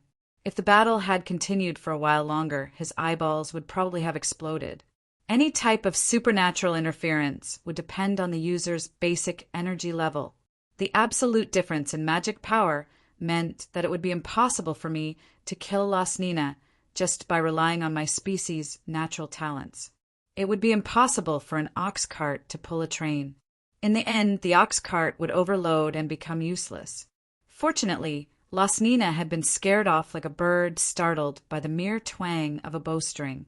Once she calmed down, she would probably be even more difficult to deal with. But now, the inhuman pain in my eyes reminded me of the price of victory. Not only would I be unable to use my Stare of the Hell God until I completely recovered, but I would also have to experience living as a blind person. The surroundings were eerily silent. I couldn't move around as I pleased, so I was bored. Suddenly, I had a thought that I had been accumulating for a long time. Perhaps this was my chance. He covered his eyes and bared his upper body. He stretched out his wings and lowered his head to reveal an ice crystal skeleton. He hugged the skeleton with one hand and stroked a small yellow flower with the other. Then he turned his head around. I've been imprisoned for 10,000 years and expelled from my hometown. Now, you actually dare to trespass into my territory. You're courting death. Yes, since he was blind, he naturally had to take the opportunity to cosplay as Brother Egg. He seems to be even more unfortunate than you. The system's retort made me feel helpless. Was it really that easy to guess? In the next instant, a mask with 8 eyes appeared on his face. He was blind, who wielded a sword with both hands. Your sword is my sword, and my sword is still my sword. That's a typo, right? Also, that guy isn't blind. This level of difficulty was far too low. I thought for a moment before putting on a cloak and a transparent ice mirror, revealing an appearance of contemplating life. If it's for eternal justice, I'm willing to bear all the infamy and eternal crimes. That's a villain, right? If you're cosplaying Grim Reaper, you should at least wear a captain's coat, right? And so I wrote the word Mind's Eye on a piece of cloth as I held a shield in one hand and a spear in the other. Still a villain, still an unpopular joke that reveals his age. All right then, the next instant, I put on a red archmage robe and held a magic staff as I revealed a sunny smile. Even more revealing of his age, but he's still a villain, and at the level of a final boss. Are there no good people among blind people? I did my best to think and came up with a blind ninja, a blind ninja, B, a blind samurai, a half-blind samurai, a samurai pretending to be blindy. Finally, I thought of a righteous blind person from an old anime that revealed his age and immediately started taking off his clothes. Why are you taking off your clothes? Are you an exhibitionist? TSK, if he doesn't take off his clothes, how is he going to cosplay as that cockroach whose clothes will be ripped off the moment the fight starts? By the way, isn't he always ripping off his clothes to show off the master-level tattoo on his back? After thinking about it for a while, I came up with a rather useless rule. If a blind person appeared in an anime, the majority of them would be male villains. The number of blind people who appeared as the main character could be counted on one hand, and most of them would be sword-wielding samurai. Why would a blind person choose a melee job class? Weren't they afraid that they wouldn't be able to see the blade of a sword and cut themselves? Since I have such a rare opportunity, perhaps I should change my appearance as well. I think there's a one-eyed blind samurai who looks really cool. Why don't I try? But, by the way, Harloise, forget about holding a sword in each hand. Isn't he afraid that his mouth will be covered in blood if he has another sword in his mouth? Right. How is he able to speak while biting a sword in his mouth without leaking air? Don't ask me, you're so stupid. If you dare to make such an appearance, don't blame me for pretending that I don't know you. The silly cat yawned lazily. After such a difficult battle, she was rather fatigued. During the battle, I had extracted a large amount of mana from her in order to regenerate my armor. She had basically become my mana pool. Fortunately, I had 2 times the mana pool at the beginning of myth rank. Otherwise, my dragon armor would have been shattered long ago. And even if my defense hadn't been broken, I was still in pain all over, with wounds all over my body. Even with my armor, my magic sword's attacks aren't that easy to deal with. I was making fun of Harloise out of boredom. but I was actually finding joy in her pain. The holy light was currently healing her own wounds. And this place that we were currently in wasn't a safe place at all. This was a holy temple filled with white-robed, snake-headed servants. The murals and sculptures on the walls all had the same theme, praising the venerated snake god Voka. Only after we defeated the devil's ambush did we have the energy to deal with snake god Voka, who had been watching us all this time. Actually, I was already quite glad that he hadn't done anything yet. Or, more accurately speaking, I found it inconceivable. But what was even more astonishing was that not only did he not show any hostility, he even invited us to his temple as guests. He even offered to provide us with assistance and teleportation portals. Chaos and the Chaos Abyss shared the same rule. It would already be a great favor if the Chaos Abyss didn't take advantage of your predicament. I was rather unable to see through Snake God Voka's intentions. From start to finish, he hadn't shown any hostility at all. In fact, now that I thought about it, it was his appearance that reminded us that we were being targeted. Although it sounded ridiculous, Voka had indeed used his actions to show the Chaos Abyss the rare and precious kindness. In that case, it was only natural that I would listen to what he wanted to say. All right then, to be honest, since Voka had invited us, considering the difference in power levels between us. Yep, the worst-case scenario would be that we would simply run away, so there was no foundational difference. So, we gladly accepted his invitation. Since Voka had moved us to his temple, he was also kind enough to give us time and space to take care of the injured. That was why we had the free time to do all this. Meanwhile, Little Red had already begun eating and drinking to her heart's content. The leftover meat and bones had piled up into a small mountain. The snake person's servant who had been serving her food was already half-dead tired. For dragons, it wouldn't be a problem for them to replenish their energy as long as they had enough food and sleep.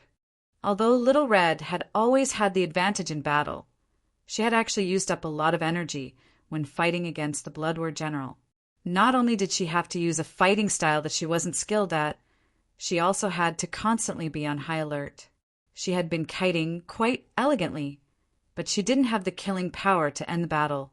She was constantly on high alert, and if Sayla managed to get close to her just once, there wouldn't be a second time. It would probably be quite tiring and frustrating for her to use a fighting style that she wasn't skilled at for an extended period of time. The foundational difference between Little Red and other dragons was that she didn't have the so-called dignity of dragons. She was quite skilled at learning other species' specialties and advantages. If it were any other dragon, they wouldn't have learned all those random tricks.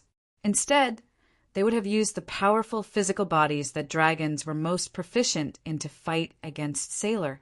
Everyone knew that fighting against Sailor, who was capable of controlling the quality of matter, would be no different from suicide. Alcohol, alcohol, alcohol. Just meat alone won't be enough. I need to replenish my mana. So alcohol could replenish mana as well. This was the first time I'd heard about this. What a joke! An Archmage's #1 priority was to ban alcohol. Alcohol would make one's head hot, which would be the equivalent of making one's mana go out of control. I shook my head. Since Little Red was interested in alcohol, there was no point in saying anything else. If I got too close to her, I would be forced to drink alcohol. It would be terrible if a banquet really happened.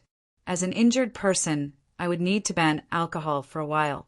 The light of salvation, which healed and dispelled everything on my body, kept circling around me. I felt a cooling sensation coming from all the thousands of wounds on my body. However, it would still take some time to dispel the curse that had seeped into my flesh and blood.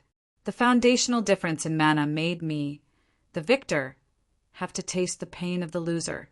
I'm sorry, there's no alcohol in this palace. Our king is... I paused mid-sentence in surprise as a handsome, white-robed youth walked into the palace. His black hair reached all the way to his waist. Judging from his mana, he was definitely snake god Voka. Even though snake god Voka was still in his half-snake form when facing off against the Devil Lord, he chose to transform into his human form when meeting with us. This was a sign of goodwill towards us, as well as a sign of how much importance he placed on what he was about to discuss with us. A single statement or small action could represent many things. Many thoughts flashed through my mind, but I rejected all of them. Finally, an inconceivable possibility appeared on the table. Although it sounds ridiculous, this is the only possibility after all the impossibilities are eliminated. In that case, he really did find the right person to talk to me. I couldn't help but reveal a brilliant smile as I thought about how Voka had a favor to ask of me. If it really was as I thought, perhaps I would be able to make a good deal out of him and have a friendly chat. Chapter 580. Any kindness has a reason and a price. Although this sounded like I was measuring the heart of a gentleman with the yardstick of a villain, in a damned place like the Chaos Abyss, kindness without a reason was far more unsettling than malice. The devil's departure was only temporary. Lost Nina had only been mentally injured. Once she recovered, she would come back sooner or later. Considering how she had suffered this time, I would definitely bring 1 or 2 more Devil Lords, or even the entire Devil Army with me next time. I think that our top priority right now is to hurry up and escape. Why does His Highness Voka want to see us? I refused to believe that she would be able to find us as long as our destination wasn't exposed. Why don't you have more fun? I can arrange a tour guide for you. Have more fun in the Chaos Abyss? If it wasn't for the fact that Snake God Voka was the one saying this, and that we weren't currently in his divine kingdom, I would have flipped the table already. Could you at least speak like a human? Was this really a place where it was possible to organize a tour route? I could understand that he hadn't spoken like a human for far too long, so he was trying to find something to say. However, could he consider reality? Traveling in the Chaos Abyss, which was filled with mud and swamps. Perhaps it really would work. As long as we filmed a show about survival in the wild, we would have to prevent any prey from devouring the entire filming crew. Snake God Voka would also have to protect us. Cough, there's no point in being polite to begin with, so I'll just get straight to the point while my mind was already racing, and I was really starting to plan out how to profit from this tour route. Voka was the first to stop talking about it. I hope that you can help me establish a connection with the gods of Hades. As I expected, in an instant, I revealed a troubled expression. Of course, it wasn't really awkward. Establishing a connection with the gods of Hades wouldn't be difficult at all for me. But if things were too easy, how could I use this opportunity to extort and show how important I was? Abyss Snake God Voka wanted to join the Hades faction? This seemed inconceivable, but it was actually quite understandable. Over the past few years, many gods had joined the Chaos Abyss. What was even more inconceivable was that most of these gods were chaos evil gods. But if one thought about it carefully, it was only natural. When there were only 2 factions in the world, every single person or country would have to choose a side. Not only would they have to express their loyalty, they would also have to express their hatred towards the opposing faction. Otherwise, they would be considered an anomaly that couldn't be tolerated by either faction, and they would... Alright, we all know the result. When there was a victor between the 2 camps and there was only 1 camp left, the victor would divide and seize the spoils of war. There was nothing much to say. Just take a look at the hundreds of wars that a certain country on Earth had created after the Cold War, and you would know. When totalitarianism lost its restraints, when all ambitions could be realized at will, when the treasuries of other countries were no longer guarded, when one person was both a player and a referee, there was no need to say what would happen. But when there were only 3 major factions in the world, many situations would be foundationally different. A triangular structure might seem incredibly unstable, but it was actually incredibly flexible. Any angle could support the triangular structure. Minor changes in power and slight adjustments in the angle wouldn't cause the entire structure to collapse. Many of the previous chaos evil gods had once been members of the Order Gods. But when they left their divine positions for various reasons, they discovered that even though the world was large, they had nowhere else to go. In the end, they could only choose to take root in the Chaos Abyss and become a member of the Chaos Abyss. This was the disadvantage of having two factions. It was either you or me, black or white. There was no room for ambiguous choices. But now, the Chaos Evil Gods that joined the Hades faction weren't truly members of the Hades faction. They were instead members of a third party. Their goal was only to break free from the Order and Chaos Abyss control over them. The Hades faction was more than happy to provide this type of protection. This was one of the goals that the Hades faction pursued. Most of the new third-party members were Chaos Evil Gods. It wasn't that the low and middle order gods were doing quite well.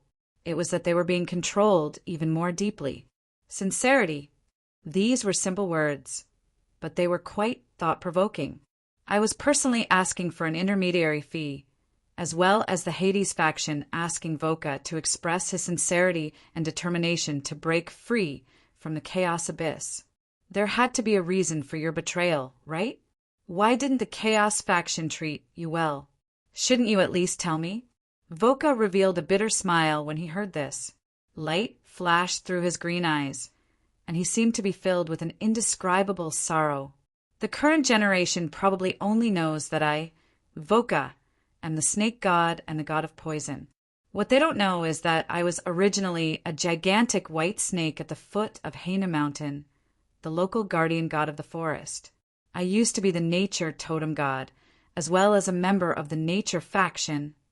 Not to mention, even I didn't know that the nature faction was once the #1 god faction that leaned towards the order faction. The nature faction's main god was the famous Earth Mother Goddess. Voka told me about how he had been betrayed during the Holy War, and how he had fallen from being the guardian god of forests and snake men to becoming the god of poison. Even the snake men under his protection had been stripped of their reason and conscience, and were now known as snake demons. This wasn't anything new. In the end, it was nothing more than a holy war where a powerful species was reduced to a third-rate species. Even their guardian gods were exiled. In the end, they could only become level lords of the Chaos Abyss. I didn't say a single word as I listened to Voka's story with great interest, as if I was listening to a story. Actually, I was indeed treating this as a story. No matter how moving or complicated the story was, most of the people involved were already dead. What else could I do apart from treat this story as entertainment? Also, Voka's story was obviously far too biased. He even said it wasn't my fault throughout the entire story. He made himself sound like the #1 tragic male lead in the world, which made his story even more doubtful. The entire story was about how Voka had been misunderstood and exiled by the nature faction. He was then forced to settle down in the Chaos Abyss. Now that he was sick of this place, he wanted to move to another place to live. At any rate, everyone else was in the wrong. There was no need for me to argue about this. The truth of this story wasn't that important. The Hades faction and I needed a reason, and Voka gave me a reason. That was enough.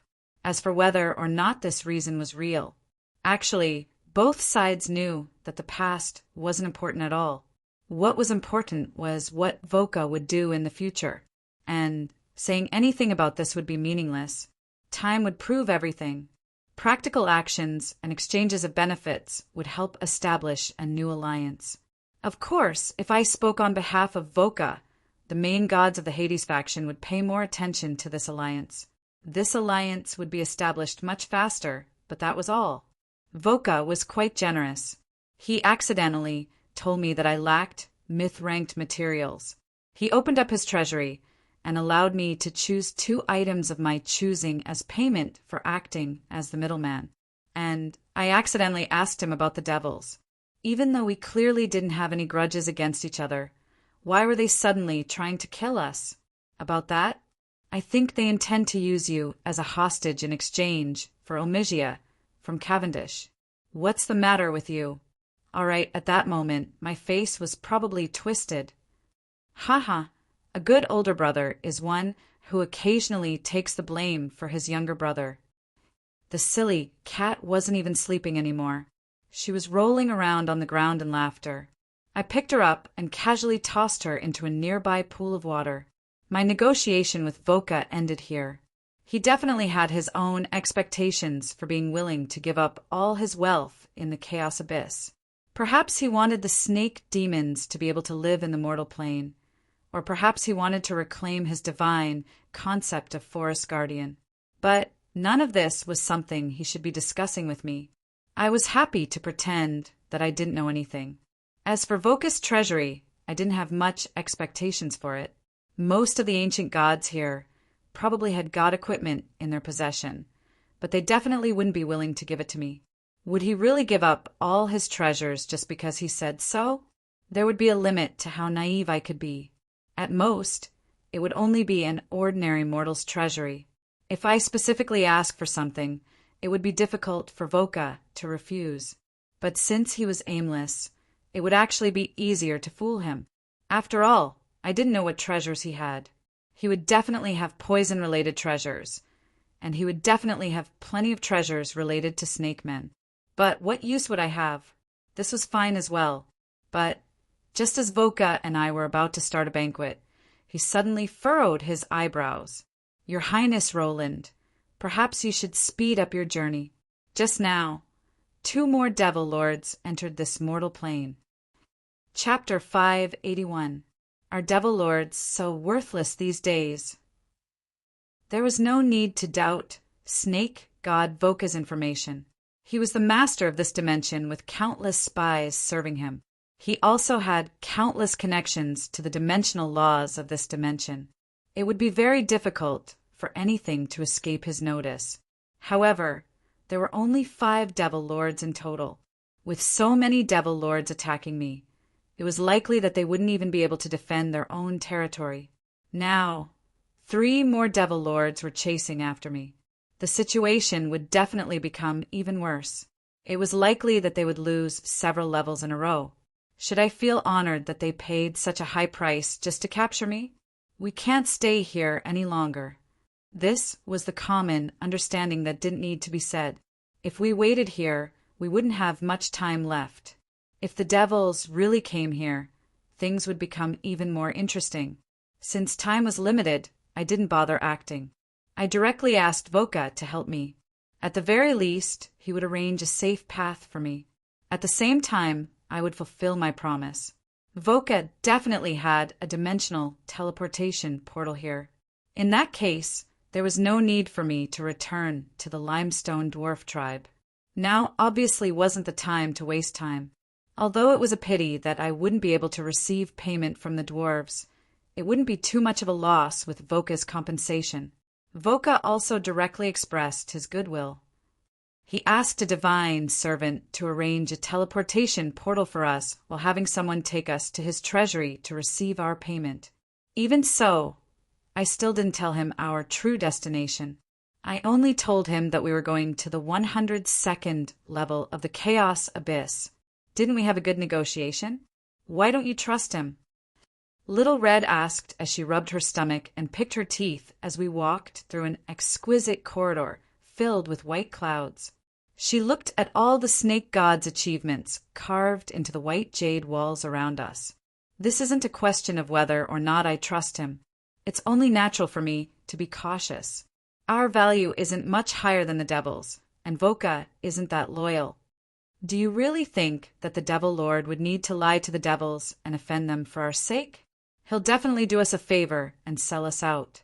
After all, there's no way we'll come back to the Chaos Abyss to take revenge on him for such a small matter? The 102nd level that I was currently talking about matched up with the dwarves' information. Although there were only 2 levels of difference. There were actually 2 levels of difference. That meant that there were 2 different worlds. It would take quite a bit of effort to find the 102nd level. Oh! Little Red didn't take it to heart. She was just asking casually, then turned her attention to the snake man who was leading the way. I felt helpless. She had just casually asked me a question, and I had to explain so much seriously. I felt a little silly. It was the same in the past. She and Adam didn't care about anything other than the fun of the adventure itself. They didn't care about the messy schemes involved. This wasn't a big deal. It was enough for the leader to put in more effort. However, these two were extremely good at stirring up trouble. After stirring up trouble, they would act recklessly. Marguerite and I would always have to clean up the mess for them. Not only did he not die after repeatedly causing trouble, he even met benefactors in his fortuitous encounters and obtained training, becoming stronger and stronger. Could this be the legendary main character's fate? Wherever he went, there would always be a disaster. But from the perspective of the people involved, no matter how one looked at it, they seemed like a lucky brat. Could it be that those so-called heroes who were born with historical missions were also a group of extremely lucky brats? Yep. Only by stirring up trouble would one grow faster. Those who were unlucky or didn't grow stronger quickly enough would all die. Those who were lucky and talented would become the main character.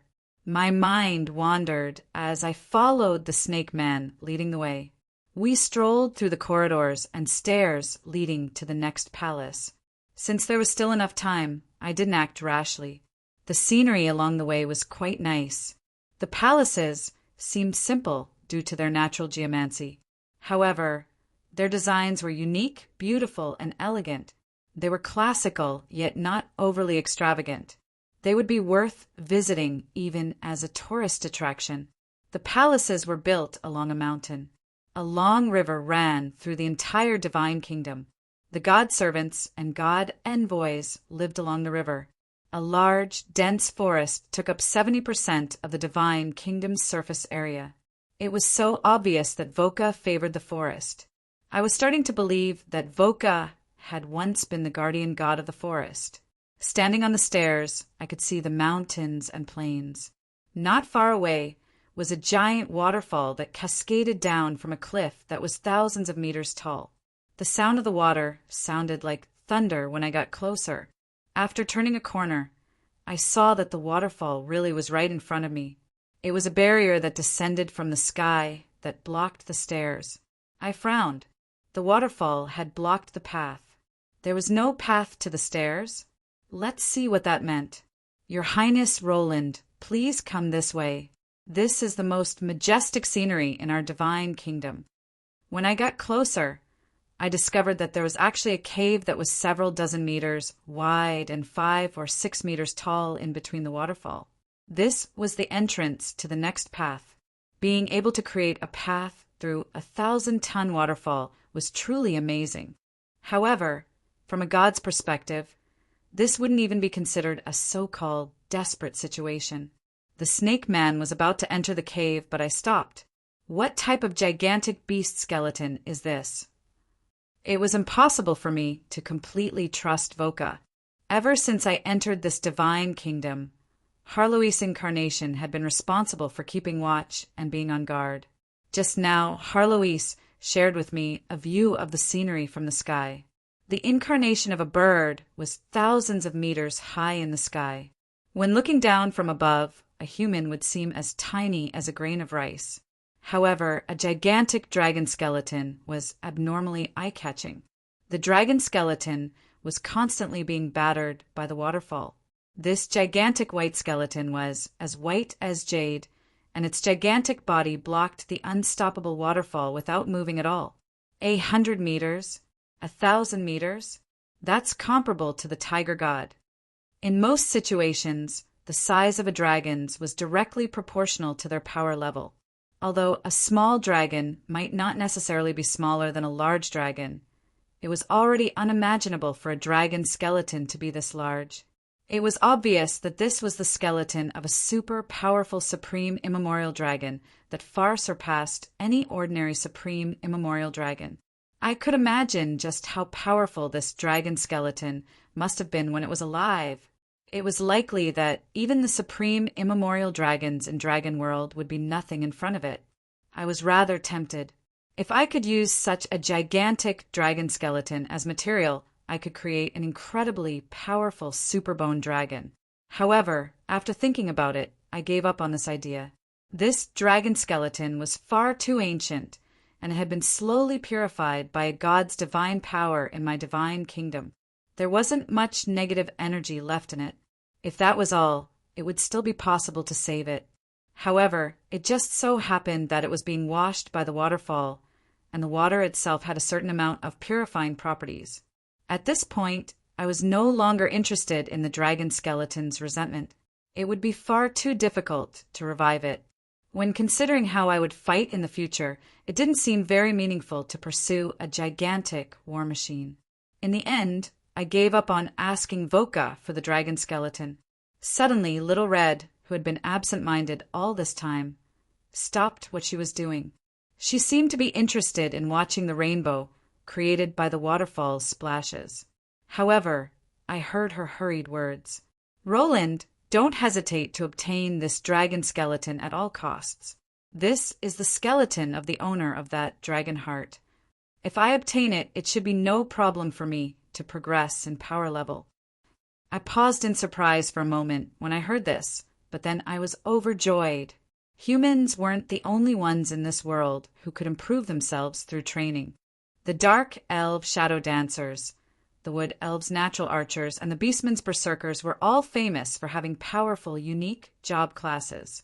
So-called job classes and power level advancement were all cultivation paths left behind by previous generations. It was quite normal for a species to have a job class that was suitable for their species' natural talents. Even the ogres were capable of producing ogre mages and shamans.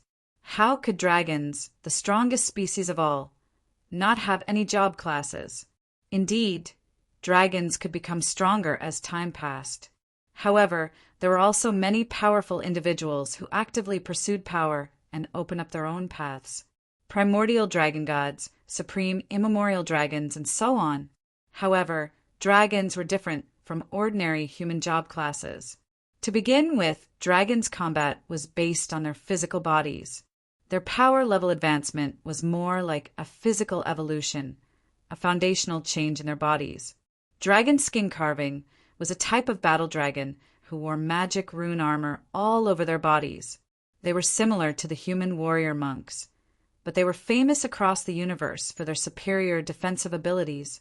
Their magic runes on their skin could even provide powerful magic support. Blood Berserk dragons were the berserkers of the dragon race.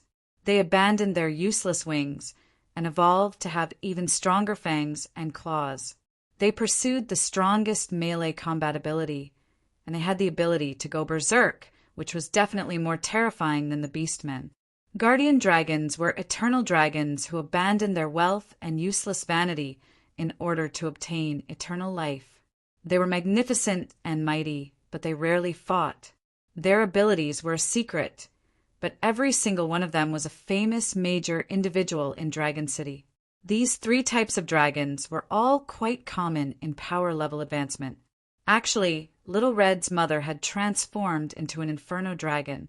This could also be considered a type of power level advancement. A inferno red dragon would obtain the ability to demonize. The dragon flames that they spat out would become corrosive, and they would even be able to summon cannon fodder from the lower planes. However, after transforming into an inferno dragon, Molly's abilities were greatly reduced. She lost her outstanding fire control, fire resistance, and combat abilities as a red dragon. Molly was beaten up even worse by Little Red. Many dragons discovered that they were unable to improve in power level anytime soon, so they would stack their racial talents on top of each other's job class.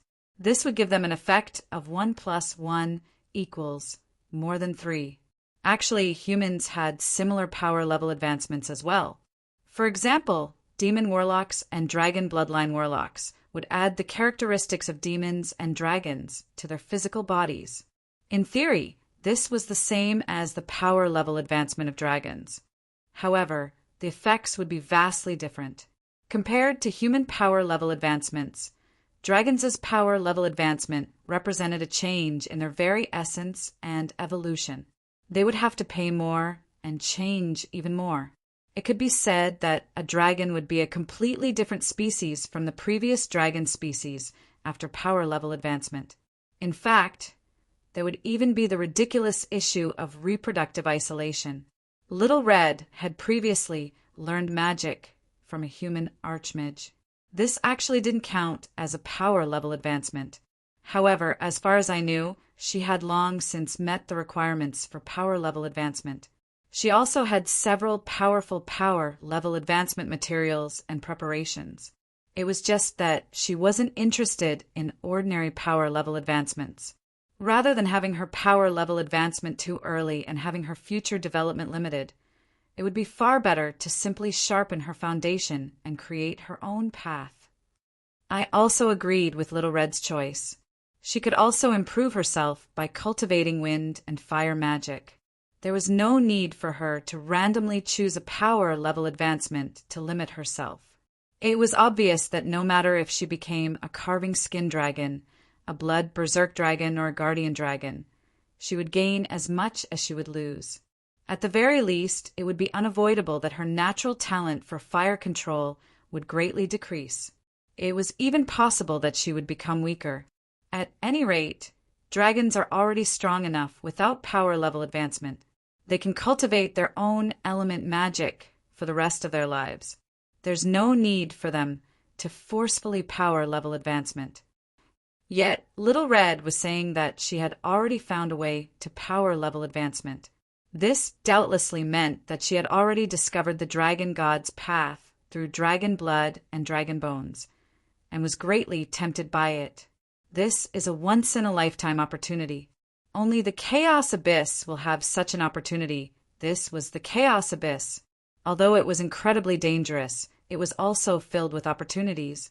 Far too many powerful individuals had come here with their dreams in pursuit of opportunities. However, as they died here, their dreams became opportunities for others. Fallen gods, lost god equipment, and the remains of a certain myth-ranked individual. Compared to the mortal plane's peace and tranquility, the endless chaos abyss also represented immeasurable opportunities and hope. Perhaps one could suddenly rise up or fall forever with a single thought. Little Red's standards were extraordinarily high. Her foundational power level was also terrifyingly high. Even without power level advancement, Little Red was able to beat up Molly, who had already broken through twice, into a sorry state and had to run away. Any power level advancement that Little Red was interested in would definitely be something she liked. I had been working on my own power level advancement, yet I had mysteriously helped Little Red with her power level advancement. I didn't know whether to laugh or cry, but since such an excellent opportunity had appeared before me, how could I possibly miss it? Originally, Little Red had improved the least over the past few years. This wasn't because she hadn't been working hard. The reason was quite simple and convincing. Her starting point was far too high, while the dragons improved far too slowly. It was only natural that they would grow slower. Most of Little Red's improvements weren't due to foundational changes in power level, but rather due to changes in fighting style. Now that there was such an excellent opportunity to improve her foundational power level, as a true brother, or perhaps a true sister, I would naturally fight for this opportunity to the very end. What if he doesn't give it to you? Then steal it. Do you still remember the dwarves' dimensional door's coordinates? Let's meet up there. Little Red nodded in satisfaction as she went back to enjoying the scenery. As for scamming or negotiating with him, that would naturally be up to me. Actually, I can introduce you to a dwarven construction team. They can help you build a safe and beautiful dimensional door. And so I began my journey of bargaining with Voka. Then, as I chatted, I went to look for Voka again. Chapter 582. Sun, raise up the dust of the desert. You seem to be able to have fun wherever you go. TSK, the Chaos Abyss is such a damned place. I'm happy being poor. Although I said the appropriate lines, the scene before me really made me happy being poor. This was already the second week since I left the snake god's mortal plane. However, I missed that damp and dark swamp. This was the complete opposite of the death swamp. This was a golden desert. The sky was blue and the ground was golden. Every time I stepped on the sand, it would sink. No matter where I went, everything would be the same color.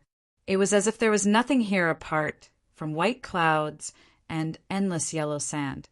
I wanted to ask Voka for that dragon bone, but he was quite free and easy. He didn't even ask why we wanted it and directly gave it to us. I didn't need to carry out my original plan to steal it. I didn't need to offend the snake god. So I now had another enemy who wanted to kill me. I heaved a sigh of relief. Little Red, however, was quite regretful. It would seem that she had been cooped up for far too long. Now that she didn't have to act like a dignified elder, she directly degenerated into a naughty child. But when I thought about it, it was only natural that Voka didn't care about dragon bones. He didn't have that dragon's heart as a key, nor did he have any intentions of learning undead magic. These dragon bones were probably nothing more than decorations to him, and if his negotiations with the Hades gods went well, it was likely that he would have to move away. In that case, rather than tossing these clumsy and useless items away, he might as well give them to us as a favor. System, how much longer will she need? Won't she fail? Considering her accumulation, the probability of her failing is less than 1%. I became even more nervous when I heard this. Even the silly cat couldn't bear to watch anymore. Mises isn't a jinx like you. A 1% failure rate is a 100% failure rate. Stop being so nervous. If you get involved, you might drag down her luck stat. That would truly be a tragedy. Actually, I couldn't be blamed for being overly nervous. Dragon's power levels were all quite strange to begin with. I had heard of even the most ridiculous ones, but I had never seen anything as strange as Little Red's. It was said that the carving skin dragon had to carve magic runes on all the skin on its body. It was said that the most perfect ritual was to take the skin of a powerful prey and sew it on its own body. Not to mention that it was a huge project. Just thinking about it was painful. It was no wonder that they were super resistant to beatings. It was possible that their pain nerves had been damaged during the ritual. The blood berserk dragons wanted to give up on their wings, and in that case, they would have to chop them off. I heard that their wings were the most sensitive parts of their bodies, comparable to certain vital parts of a human's body. Cough, don't worry about how I knew about the most sensitive parts of dragons. At any rate, I didn't really understand this ritual. It was said that the dragons who went through this ritual would greatly increase their speed, and they would come and go like the wind. Their claws and teeth would become as sharp as swords, and they would be able to create a hole with every stab. Could this be the dragon's version of the Sunflower Manual? If these two conditions were still within the realm of understanding, then the requirement for the dragon of conservation to advance to the next rank was to devour all of his treasures and swear to give up all of his personal property. This was even more incomprehensible. Even if you wanted to abandon your personal property, you shouldn't do it this way. You just have to abandon your personal property. Isn't it enough for you to swallow all of your treasures? Aren't you afraid of gastric prolapse and indigestion? Even if you don't want them, you can just give them to me. Perhaps Little Red's advancement ritual wouldn't be too ridiculous because of these strange precedents. Right now, I had an additional backpack in my luggage. Inside the backpack was a dark green dragon egg with red spots. After Little Red confirmed her advancement, she actually returned to her dragon egg. It was evident that Little Red was currently incredibly weak. This was probably the weakest she had ever been in her entire life. I felt a tremendous amount of pressure on me.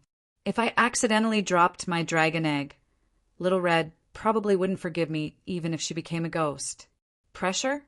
Who was the one who buried your egg in the sand just now? See if the rumors about the desert being able to turn an egg into a fried egg are true or not. The silly cat's comment didn't give me any pressure at all. I was just testing out the rumors. It wasn't like I was actually going to cook the egg, right? It was said that griffins laid eggs as well. In that case, vulture demons as well. My imagination ran wild as I looked at the vulture demons circling above my head. Saliva, saliva. It's just that I haven't eaten in 3 days. Is there really a need to be like this? Yes, I was quite hungry, so hungry that I was about to faint. It wasn't that we didn't bring enough food with us. It was that after we left the snake god's mortal plane, not only did we throw away all of our food, we even burned all of our clothes. The reason? Just the poison god's reputation alone made me unhesitatingly throw away all of my daily necessities, especially anything that could possibly enter my mouth. This wasn't just because I didn't trust Voka enough. It was also because Voka was the poison god's divine kingdom. Perhaps many things would be harmless in his divine kingdom, but the mere existence of the concept of poison would be enough to destroy an entire country. This was not a lie to scare people, but a statement of experience learned from painful lessons in the past. Food brought from the kingdom of the dead was a deadly poison, and gold brought from the kingdom of heaven was excrement and poisonous snakes. All these fables and myths were based on the original. Many things in a divine kingdom were part of a divine concept. The concept of an order god's divine kingdom would be pure, which also meant that it would be more dangerous. I had just left the snake god's divine kingdom, so I didn't want to die in such an embarrassing manner like food poisoning. Little Red has had a stomachache for 2 days now. I'm no thick-skinned dragons. The poison that made her feel uncomfortable might actually be fatal to me. Are you certain that she didn't have indigestion because she thought that she ate one meal for an entire year? What Harloise said made far too much sense. Cough, cough, let's talk about the present. Where should we go to find some food? I hadn't been impulsive to throw away food and supplies. As a veteran adventurer, I was confident that I could find food anywhere. Even in a lava hell, I would be able to catch fire snakes or fire tortoises to eat. However, the prerequisite was that I had to find something that could move. On the way here, I only saw sand. I also tasted a flock of demon vultures circling above us, waiting to eat rotting meat. The rotting meat's stench and parasites made it impossible for me to swallow them. However, no matter how disgusting a rotting meat was, it probably wouldn't taste so bad if it was still an egg. Finally, I drooled as I looked at the demon vultures above me. Perhaps I should catch one and interrogate it to see how many eggs it had, or how many people it had in its family. As a senior mage teacher, it's my duty to remind you, as an acolyte, that there's a special list in demonology. Vulture demons and demon vultures are two different types of creatures. Vulture demons can be seen in the mortal plane and are a special type of magical beast. Vulture demons are a type of demons' unique evolution. Although they're scavengers, they're still demons. All right then, I did my best to think with my brain instead of my stomach for several seconds. Finally, I understood what Harloise meant. So much nonsense. So it turns out that demon vultures don't lay eggs. I looked at Harloise in disappointment. As she was a half-undead and a magical pet, she was completely capable of absorbing mana to feed on herself. Double the mana consumption was another reason why I was so hungry. I became even more dazed as I watched Harloise proudly act like a scholar. Right, don't they all say cat eggs and dog eggs? Harloise, you know how to lay eggs, right? I looked at Harloise with even more anticipation and love in my eyes. Perhaps it was because I had never treated her so gently before, but she suddenly became nervous. Did you forget about our soul connection? You want to eat slime elf soup? Don't even think about it. And then the cat instantly grew wings and flew away. I'm so hungry. The next instant, my stomach once again took over control of my brain, and my trembling hand reached for the fried egg on my back. I meant dragon egg. It'll be fine to eat 2 bites, just 2 bites. No, it'll definitely be fine. Don't suddenly change into a novel type. I was so hungry that my mind was hazy. Was it my system that was commenting on me, or was it my little remaining conscience? Just as I was struggling internally, Harloise's delighted voice entered my mind. Roland, there's a lone food up ahead. Cough, you've led me astray. There's an adventurer who's met with misfortune. Chapter 583. When I met with danger in the desert due to some accident, self-inflicted injury, I would never have expected that I would be the last to arrive in the temporary adventuring group that I had gathered. But when I considered my pitiful luck stat, this seemed to be only natural. In that case, it seemed like it was a wise decision for me to leave early and be the first to arrive. More than 20 days ago, Adam and Marguerite's journey to the North Pole finally came to an end. It wasn't that Adam finally admitted that he had no sense of direction, but rather that after overcoming a series of difficulties and obstacles, they achieved an epic achievement that no mortal could surpass. They successfully reached the impossible destination at the North Pole of the world, proving that the world of Aichi was round and square. This is the legendary end of the endless sea, the boundary of the world. They passed through the obstacles of mountains, wrestled with the Yeti at the North Pole. That was what Adam believed. But the Yeti actually wanted to cook them. Played around with the ice trolls. The trolls still wanted to cook them. Raced with the white dragons and snow dragons. The dragons failed in their attempt to change their taste. Passed through the ice wall of size that prevented the living from advancing. And finally arrived at the northernmost part of the world. However, what they saw was an unforgettable scene. It was a cliff, but it extended to an endless horizon. If one took a step forward, they would fall into the endless void. Even the seawater here had been frozen. Even Adam instinctively felt fear as he looked at the bottomless abyss at the edge of the cliff. Creator Goddess Ike's understanding of the world was connected to the world. When the goddess of Ike believed that the world should be a cube, the world truly became a cube. Nobody knew what would happen if anyone took a single step forward. The magnificent glaciers created the most orderly ice plains and ice cliffs in the world. Below them was a bottomless abyss. Humans on the ice plains were no different from dust. The creator goddess was showing off her miraculous abilities. Even the insensitive Adam was stunned by this scene. Then he took out a memory crystal and began recording the surrounding scenery. You can enjoy the scenery. Marguerite really thought that Adam had a stomachache. She couldn't believe that he would make a souvenir of the journey. Didn't he just walk wherever he went? He ate barbecued meat at the volcano and caught fish and prawns at the river. How could he still have the sensibility to appreciate the scenery? Oh, if that guy sees this, it will probably help his ice magic a little. This is the real ice Aeon.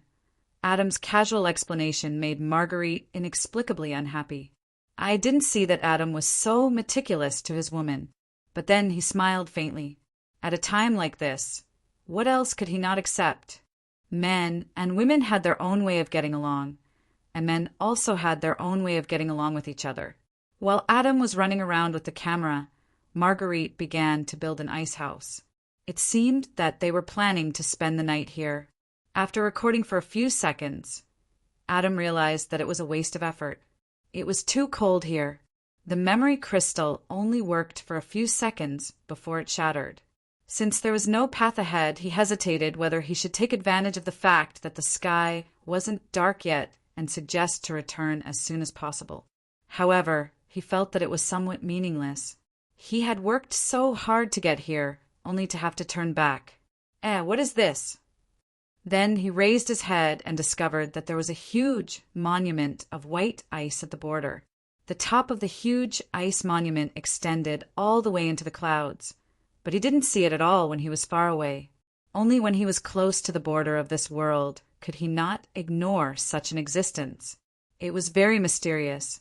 This place is the end of the world, and there is no path ahead. However, in order to commend the brave ones who saw this monument for their fearlessness and sacrifice, and for the fearless ones to not take the boring path back, you can engrave your name and destination on the monument. You can engrave your name and destination on the monument, and I will use my supreme authority to send you there immediately. On the huge monument, other than the strange message, there were only 2 names left at a position about 1 meter high. The strange inscription on the monument and the lack of other people's messages made people suspect that this was a boring prank. However, the inscription on the monument was clearly written in an unknown language. Even an uncouth person like Adam could understand it. It was obviously a little strange. However, the inscription at the bottom of the inscription which had a strange godly power, explained everything. Your mother, He. Just like how programmers like to leave behind a few Easter eggs when creating a virtual world, the creator of all life, the goddess of creation, He, who didn't leave behind any miracles, also left her handwriting at the border of this world. In this world's most difficult place to reach, there was a door that could lead to any corner of the world. One couldn't help but want to sigh. Perhaps the goddess He wasn't as old-fashioned and solemn as the legends made her out to be. Perhaps she also once looked at her own work with pride, and then left her signature and footprints in satisfaction, leaving behind a surprise gift for the bravest adventurers. Adam and Marguerite felt an indescribable warmth in their hearts. This was a warmth that developed in their hearts. Adam and Marguerite instinctively believed the words on the monument, no matter how ridiculous the content was. They also instinctively knew that this was a chance for each person to travel to another world only once in their lifetime. However, no matter if it was the highest level of heaven or the lowest level of the bottomless abyss, it was possible to instantly travel to both worlds. No power or person would be able to stop all of this from happening. They also instinctively knew that this was an unexpected surprise left behind by the goddess of creation for their children. That was why they couldn't tell anyone about the truth of this place after they left. They could invite them to explore this place as well, but they couldn't tell them just what kind of surprise awaited them here. Without reaching this final step, they would never be able to see the inscription on the monument no matter what. Adam fell silent while Marguerite smiled. The two of them exchanged glances and tacitly inscribed each other's names on the monument. Only the destination was identical. Adam Hahn, a freedom fighter who pursues adventure. I hope to reach the 100th level of the abyss, the Ashen Furnaces Dragontail Bar.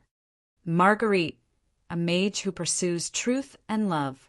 I hope to reach the 100th level of the abyss, the Ashen Furnaces Dragontail Bar. Time flashed, and the next instant, everyone in the Dragontail Bar's main hall stared in astonishment at the two people who suddenly appeared. The two of them exchanged glances. Adam laughed out loud, while Marguerite covered her mouth and smiled faintly. This was truly a pleasant surprise, a warm little gift that made everyone happy. The two of them looked at the bar in their memories. Demons and ghosts were still gathered there. The one-eyed succubus Lady Boss stared at them dumbfoundedly. Everything seemed to be the same as before, except for a familiar female voice that suddenly interrupted the two's joyous time. Idiot Adam, Sister Marguerite, why are you only here now? I've been waiting for almost a month. A familiar person was already waiting for them at the familiar table. At this time he was holding a glass of orange cocktail and looking at them proudly. Everyone else had already arrived at the gathering location. A certain summoner was still in the desert, enjoying the pleasant surprise of a disaster. But when he arrived at the gathering location, an even greater surprise was waiting for him. If one had to find out who was the first to arrive and had chosen the best path with great care, yet was still the last to arrive, apart from Roland's despair-inducing luck stat, the only explanation would be the world's evil will. Fresh meat. When the tiefling Cassandra Carolyn woke up from her unconsciousness, she saw blood-red eyes and strange shouts. A large mouth, filled with saliva, seemed to be opening right in front of her. Ferocious silver teeth were as blinding as an exorcist's blade. The saliva that represented hunger was about to drip onto her body. Don't eat me. Tieflings aren't tasty at all. My meat stinks. At this moment, Cassandra truly wished that she could no longer understand the mortal plane's human language.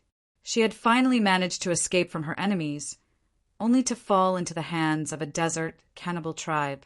Cassandra was the daughter of the wealthy tycoon Ron, the owner of the desert oasis Haas. Due to the tiefling tribe's traditions, she had learned the mortal plane's language ever since she was young. She also received a scholar's education.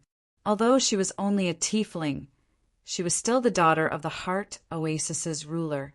Tiefling meant bastard in the Chaos Abyss. And this was indeed the case. Tieflings were all descendants of demons and devils. No matter what species their parents were, most of them would eventually listen to the Chaos Abyss's summons and come to the bottomless Chaos Abyss. In the Chaos Abyss, where the strong preyed on the weak, tieflings were considered to have excellent natural talent and individual power levels. However, it was quite difficult for them to show off. Most tieflings would die in battle, and the most common outcome would be to join a tiefling tribe. Perhaps due to the demonkin bloodline, it was quite difficult for tieflings to have any virtuous individuals. Thieves, bandits, and bandits would forever be the backbone of a tiefling tribe. Meanwhile, the wealthy tycoon Ron was a legendary individual among tieflings. He advocated peaceful trade and developed trade routes. Unknowingly, he became a world-famous major individual. Cassandra Carolyn was his only daughter and heir. She was also the most beautiful flower in the Zinta Desert. She was known as the most beautiful Black Pearl. Currently, Black Pearl Carolyn had an expression of fear. Apart from the cannibals who were jumping up and down in excitement, the black-masked and black-caped assassins had finally surrounded her. The assassins unsheathed their swords and scimitars. They couldn't leave a single person alive in this assassination attempt. Since they encountered Carolyn, it was only a matter of a corpse bag. Suddenly, the cannibal who was currently going through Carolyn's corpse bag started laughing.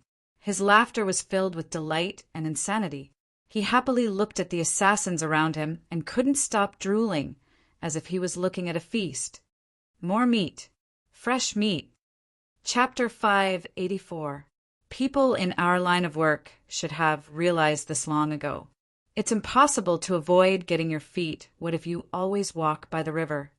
The old tiefling assassin spoke to the young assassin with a sigh and calm expression. It was as if he had already seen through life and death. Meanwhile, in the background, there were two tiefling assassins tied to pillars.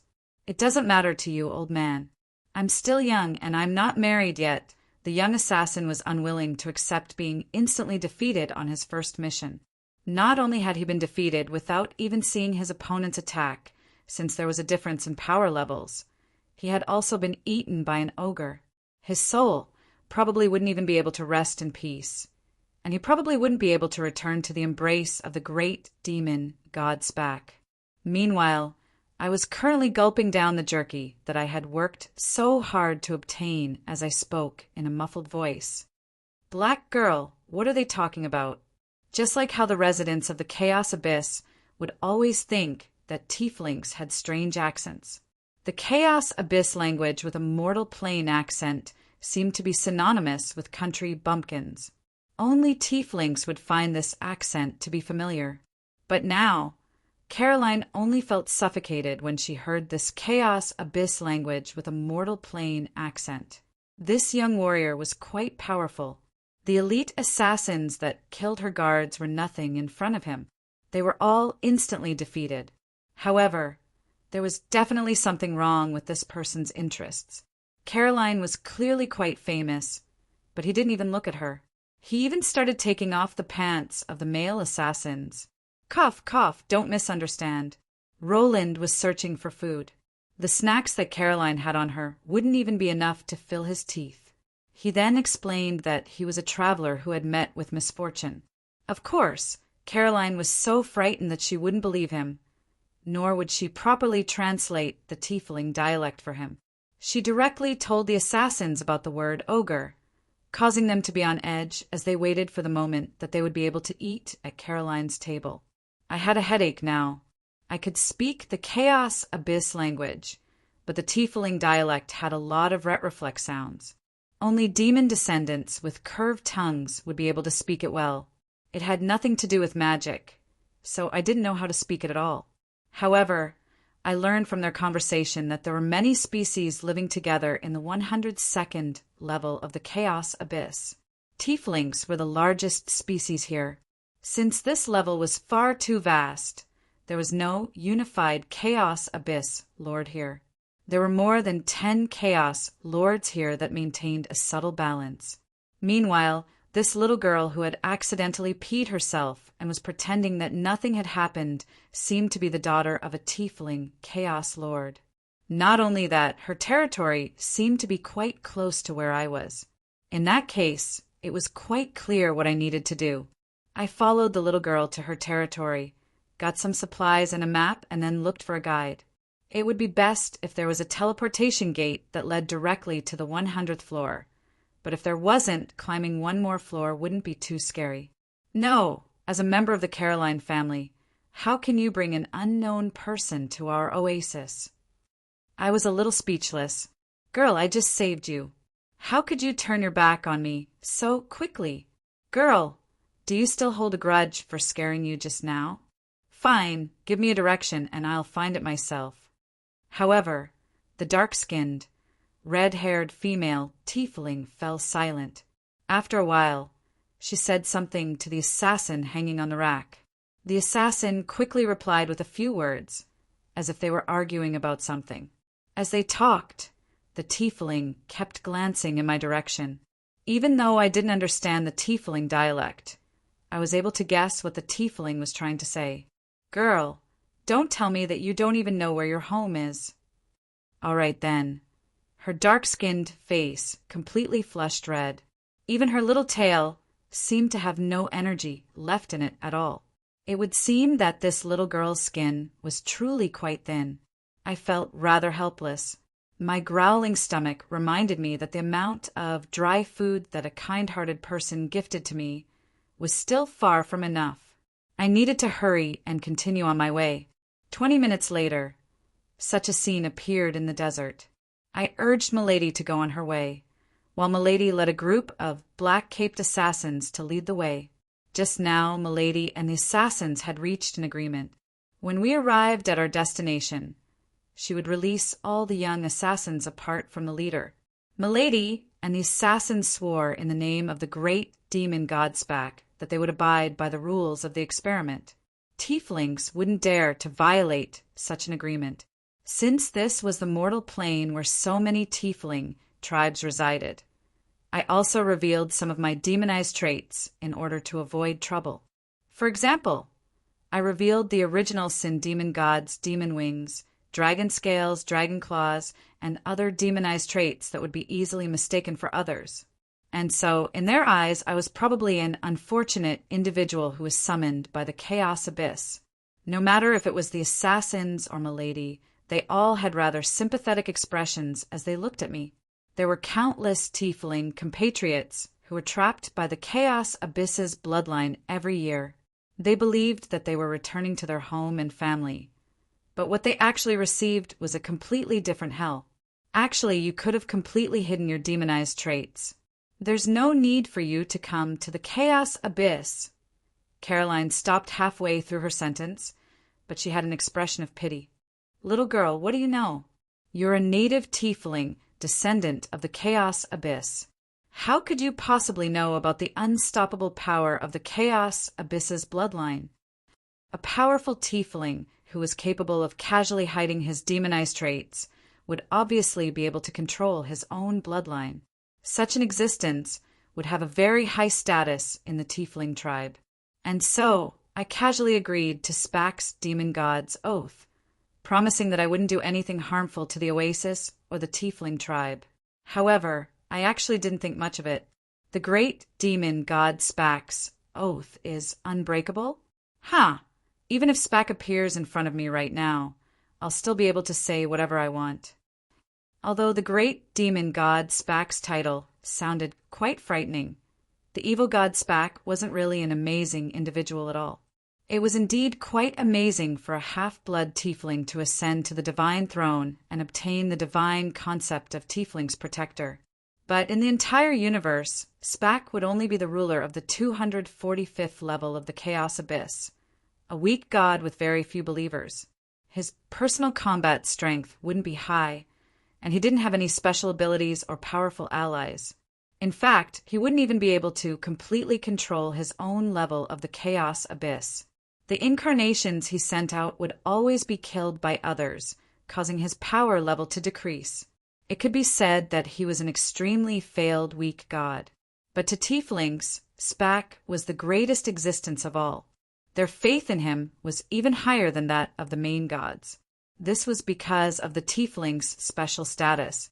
They were usually viewed as bastards by high-level existences of the Chaos faction. Some tieflings were descendants of demons, devils, and even evil gods. More than 90% of tieflings lived in the mortal plane. That's right, more than 90%. It could be said that the great majority of tieflings had once been residents of the mortal plane. They had dark skin, brown skin, special magical characteristics, and the stench of sulfur on their breath. Every tiefling's magical characteristics were different. The most common and obvious characteristics would be various horns and curved tails. Such magical characteristics couldn't be too obvious. Just looking at their physical characteristics, tieflings were similar to succubi. However, tieflings were much weaker and easier to fool. That was why many devils and demon lords kept tieflings as playthings.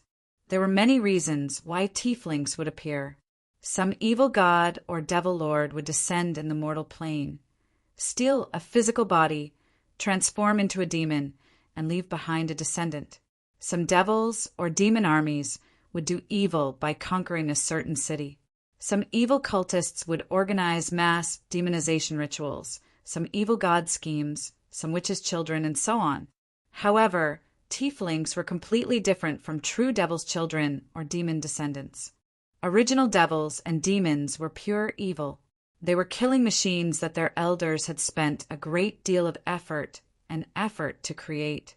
Evil gods' children were precious resources. If a tiefling was thrown into the mortal plane, it would definitely be used for some grand scheme. For example, in the legends, a certain evil god's child named Inside Story slaughtered all gods and demons until he finally ascended to the throne of the god of slaughter. Meanwhile, tieflings were only mortals that had been tainted with demonic energy. Their mothers had been corroded by demonic energy in their mother's womb, which caused them to have some devil characteristics. They were completely different from natural residents of the lower planes. However, other mortals wouldn't be able to tell this apart. Devil's children, unlucky ones, bringers of misfortune, and so on. Just thinking about it, there were countless filthy adjectives that could be used to describe tieflings. Most tieflings' mothers, most were single mothers, would even be labeled as witches or the type of person who had sex with devils.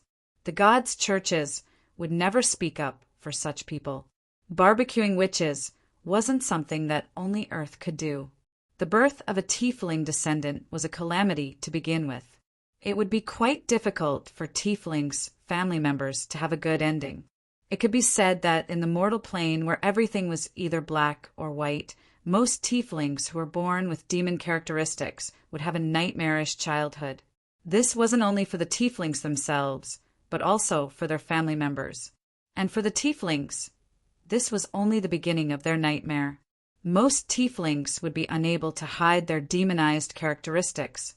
They could think of ways to hide their horns and tails, but their skin color would be fatal.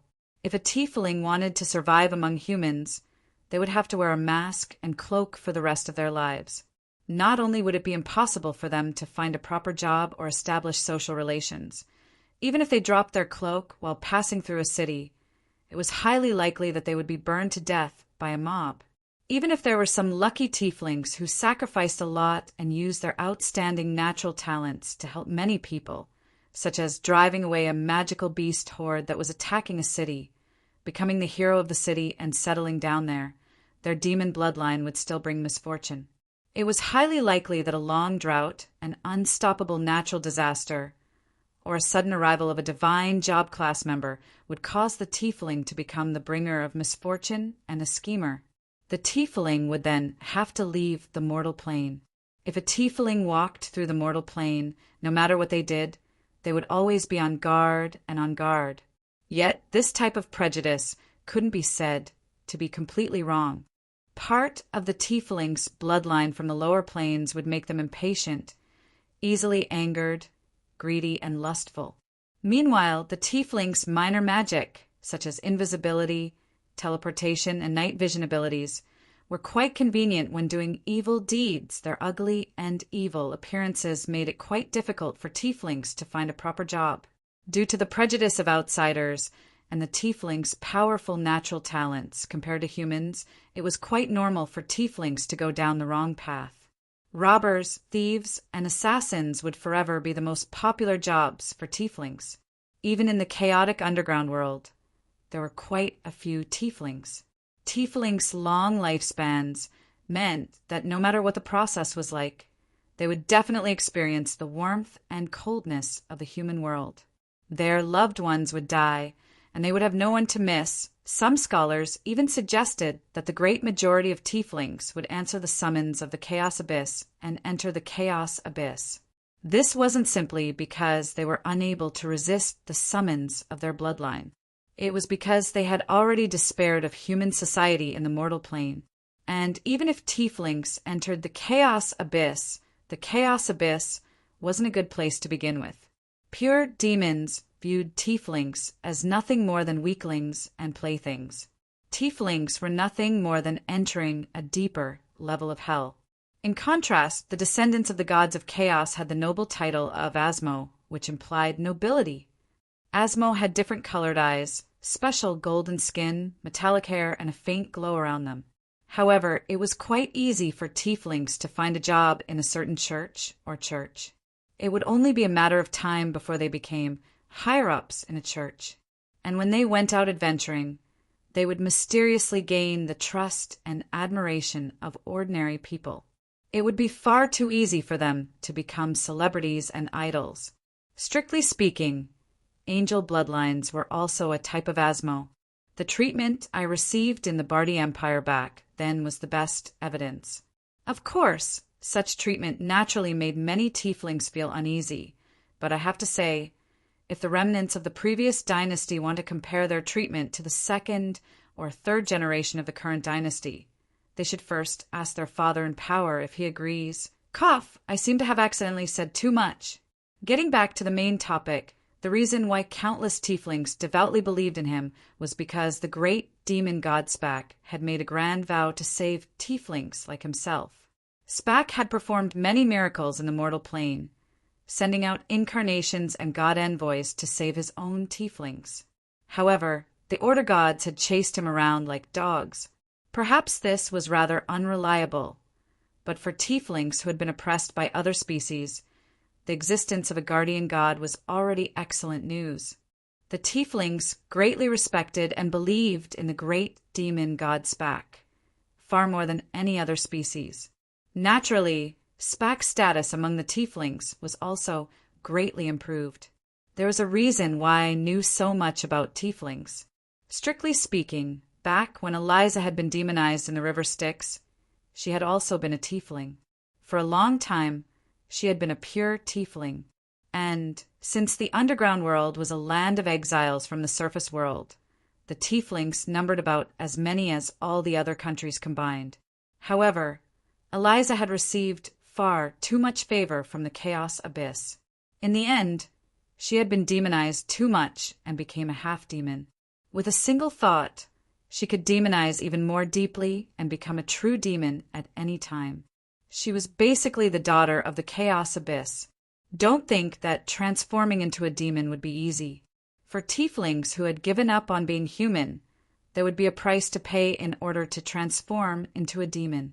Since the tieflings had enough power, they would need to at least obtain the pure bloodline of a powerful demon or devil. This meant that they would need to make the residents of the lower planes bleed greatly. This was no easy task. Now that I thought about it, since the Chaos Abyss had its own will, that meant that the Chaos Abyss favor was equivalent to Cynthia's favor. Since Cynthia had always been looking after Eliza, that meant that she had also been watching over us. It would seem that there were still many hidden secrets from the past. Perhaps Eliza had been Cynthia's hidden nail and ticking time bomb. She would be able to trap us at a critical moment. Shouldn't I thank Cavendish for tricking Cynthia? Otherwise, this would have been truly troublesome. Desert areas were quite hot during the day and quite cold at night. However, this wasn't a desert in the mortal plane. There were 3 suns in the sky, and it was said that a single night would last less than 2 hours. Just this alone made people feel like they had entered a living hell. Not long ago, I had been in a damp and dark swamp. Now I was in a sunny desert. The tremendous difference in temperature was indeed quite uncomfortable. TSK, this should be fine. There are many places in the chaos abyss that are far worse than this. As far as I could remember, this wasn't much at all. Some chaos abyss planes were filled with deadly poisonous gas. Some chaos abyss planes were filled with flames and oceans. Some chaos abyss planes didn't even have air. There were only sandstorms everywhere. These chaos abyss planes' living environments were already quite good. At the very least, they were much better than the Earth elemental plane. When I thought about the Earth elemental plane, I suddenly recalled a certain existence whose name I couldn't say. Suddenly, an ominous premonition appeared in my heart. No way, I didn't call that guy over. At this moment, after passing several hills, the brightest pearl in the 102nd level of the Chaos Abyss, the Heart Oasis, appeared before us. Chapter 585. Heart, the capital of Yellow Sand, was the only oasis in the surrounding several thousand kilometers. Heart was the only oasis for all 3 major trade routes that crossed the desert. It was truly a golden route. It was impossible to tell how much it would cost to pass through Heart every year. Previous rulers of the Yellow Sand capital had done this as well. But after the magnate Ron took over the city, he reduced the taxes to 0. While the income from the taxes was greatly reduced, more than 10 times the number of merchant caravans came to Heart. Soon, this foolish policy became known as the reason why the Yellow Sand capital was able to flourish. Perhaps some people would say that this was just a simple strategy. However, there were many times when a good policy would end up being bad. What failed wasn't creativity, but execution. In order to truly benefit from this policy, I would also need to get rid of all the other factors that prevented merchant caravans from coming to Heart. I would need to eliminate bandits, attack competitors, regularly eliminate magical beasts, and establish resting spots in the desert. None of these would be easy tasks. On my way here, I had already heard Cassandra boast about her father's great achievements. However, this city didn't seem as friendly as she described it to be. As I strolled around the Yellow Sand capital, I felt that everyone was staring at me rather harshly. Even the black staff-wielding guards were glaring at me in an unfriendly manner. I didn't do anything, did I? I finally realized what was wrong when I saw that everyone was looking at me warily. Isn't this city being too xenophobic? That's not it. It's just that the last 2 times Heart was almost conquered were thanks to information provided by foreign spies. Now an unfamiliar outsider has appeared on the streets, and he's obviously a warrior. Even though Cassandra Carolyn had entered her own city, she still wrapped herself in a thick cloak as if she was hiding from something. Then why wasn't I interrogated when I entered? That's because the other few times when Heart was attacked from both inside and outside, the scouts were all local tieflings. Those tieflings finally discovered that tieflings don't have much loyalty as long as they pay a good price. Tieflings are much cheaper than scouts from other tribes. All right then, I could pretty much guess why Cassandra Carolyn was still hiding even after entering her own city. Was she worried that the spies still hadn't given up on her? In other words, she didn't believe that the ordinary city guards could protect her. However, being stared at like this wasn't a good thing either. After I turned a corner, 2 dragon horns appeared on my head and a pair of dragon wings appeared on my back. I also let off some of the aura of the Chaos Abyss. Instantly, the guards' defensive gazes disappeared. However, why did the appearance of this creature, which had a pair of blindfolded eyes, a pair of wings on its back, and 2 horns on its head, seem so familiar? I really wanted to make an old joke about how you're all seeking your own death, but I felt like I was getting bored of it. Besides, it seemed like nobody here understood what I was seeing. Adventurer, can you send me home? My family should be looking for me. They will reward me handsomely. Blinking her eyes, Cassandra tried to recall her etiquette teacher's lesson on diplomacy. She wanted to use her most sincere words to invite Mr. Blind Ogre to visit her home. But in fact, she was cursing in her heart. You actually scared me to the point of peeing. You actually dared to scare a lady. See how my father will deal with you. She wouldn't go so far as to repay kindness with evil. But if she didn't find a chance to take revenge, Caroline, who had always had a smooth-sailing life, would feel wronged. No, it's too troublesome. Where's the most famous tavern, bar, and restaurant in this area? Even without seeing the red-haired girl's flashing eyes, I knew what she was planning to do. Based on her personality, it could range from a harmless yet disgusting naughty child's prank to a vile attempt to kill someone to keep them quiet. I refused, not because I was afraid of this girl, but rather because it was better to avoid unnecessary trouble. Yep, it definitely wasn't because I was so hungry that I didn't want to move. How could these ordinary restaurants possibly compare to my family's? My family's chef is a super chef hired from the most famous restaurant in Shailarain City. All of my food is purchased from thousands of kilometers away. Yep, I'll go. In front of my stomach, I would rather not care about my face or anything like that.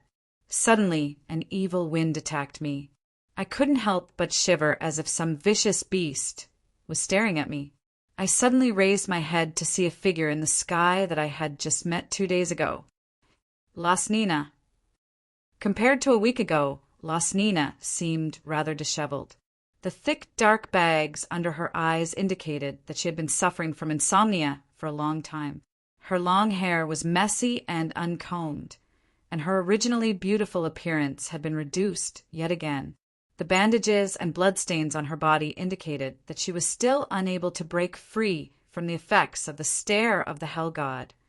Perhaps this was also why she was unable to sleep peacefully. Damn it, did I waste too much time in the desert? I didn't believe that I had been followed. No matter how profound a prophecy spell was, it would be impossible for her to find any traces of me in the river of fate. Tracking my footprints in the desert would be even more of a joke. In that case, I must have stayed in this level for far too long. She was unwilling to give up after following me here, and was searching for me in every city. Las Nina's carelessness in floating above the oasis naturally attracted the attention of others.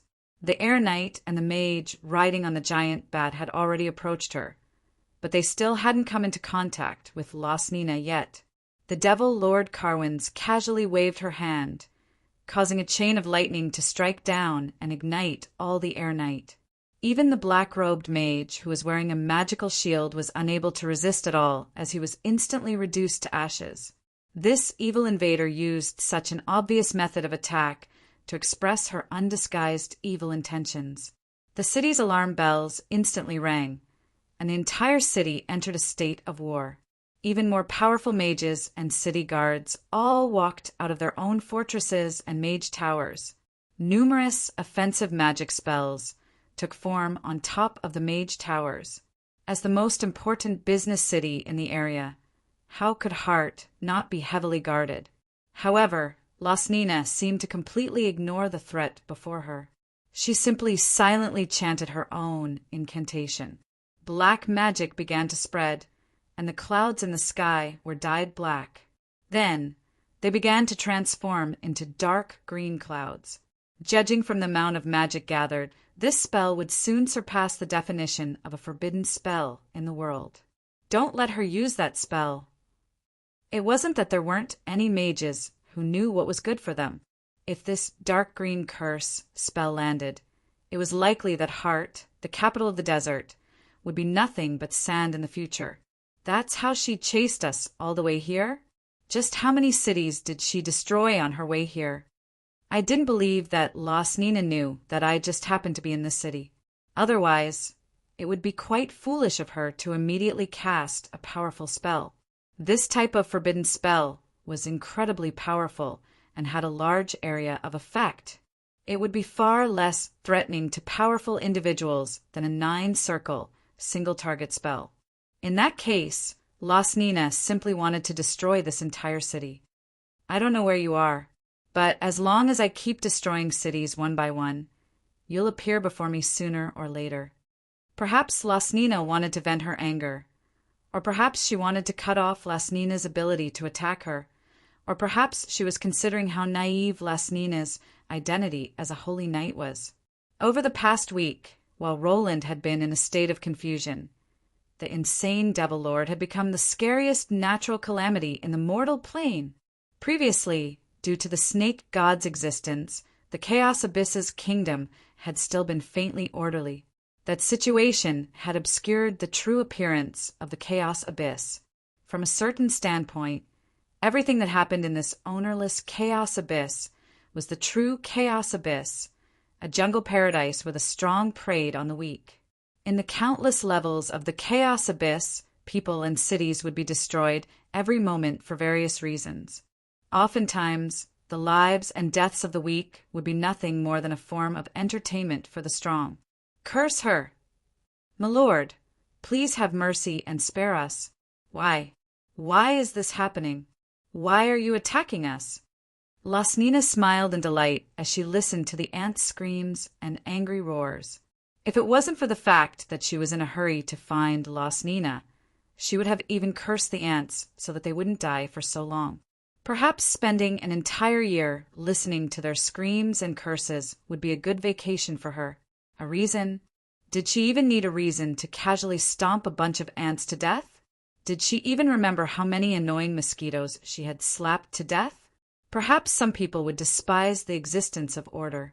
But when even the most basic order no longer existed, when there were no restrictions on those who possessed martial power, and when the strong didn't believe that the weak were the same kind of existence, it was only natural that anything could happen.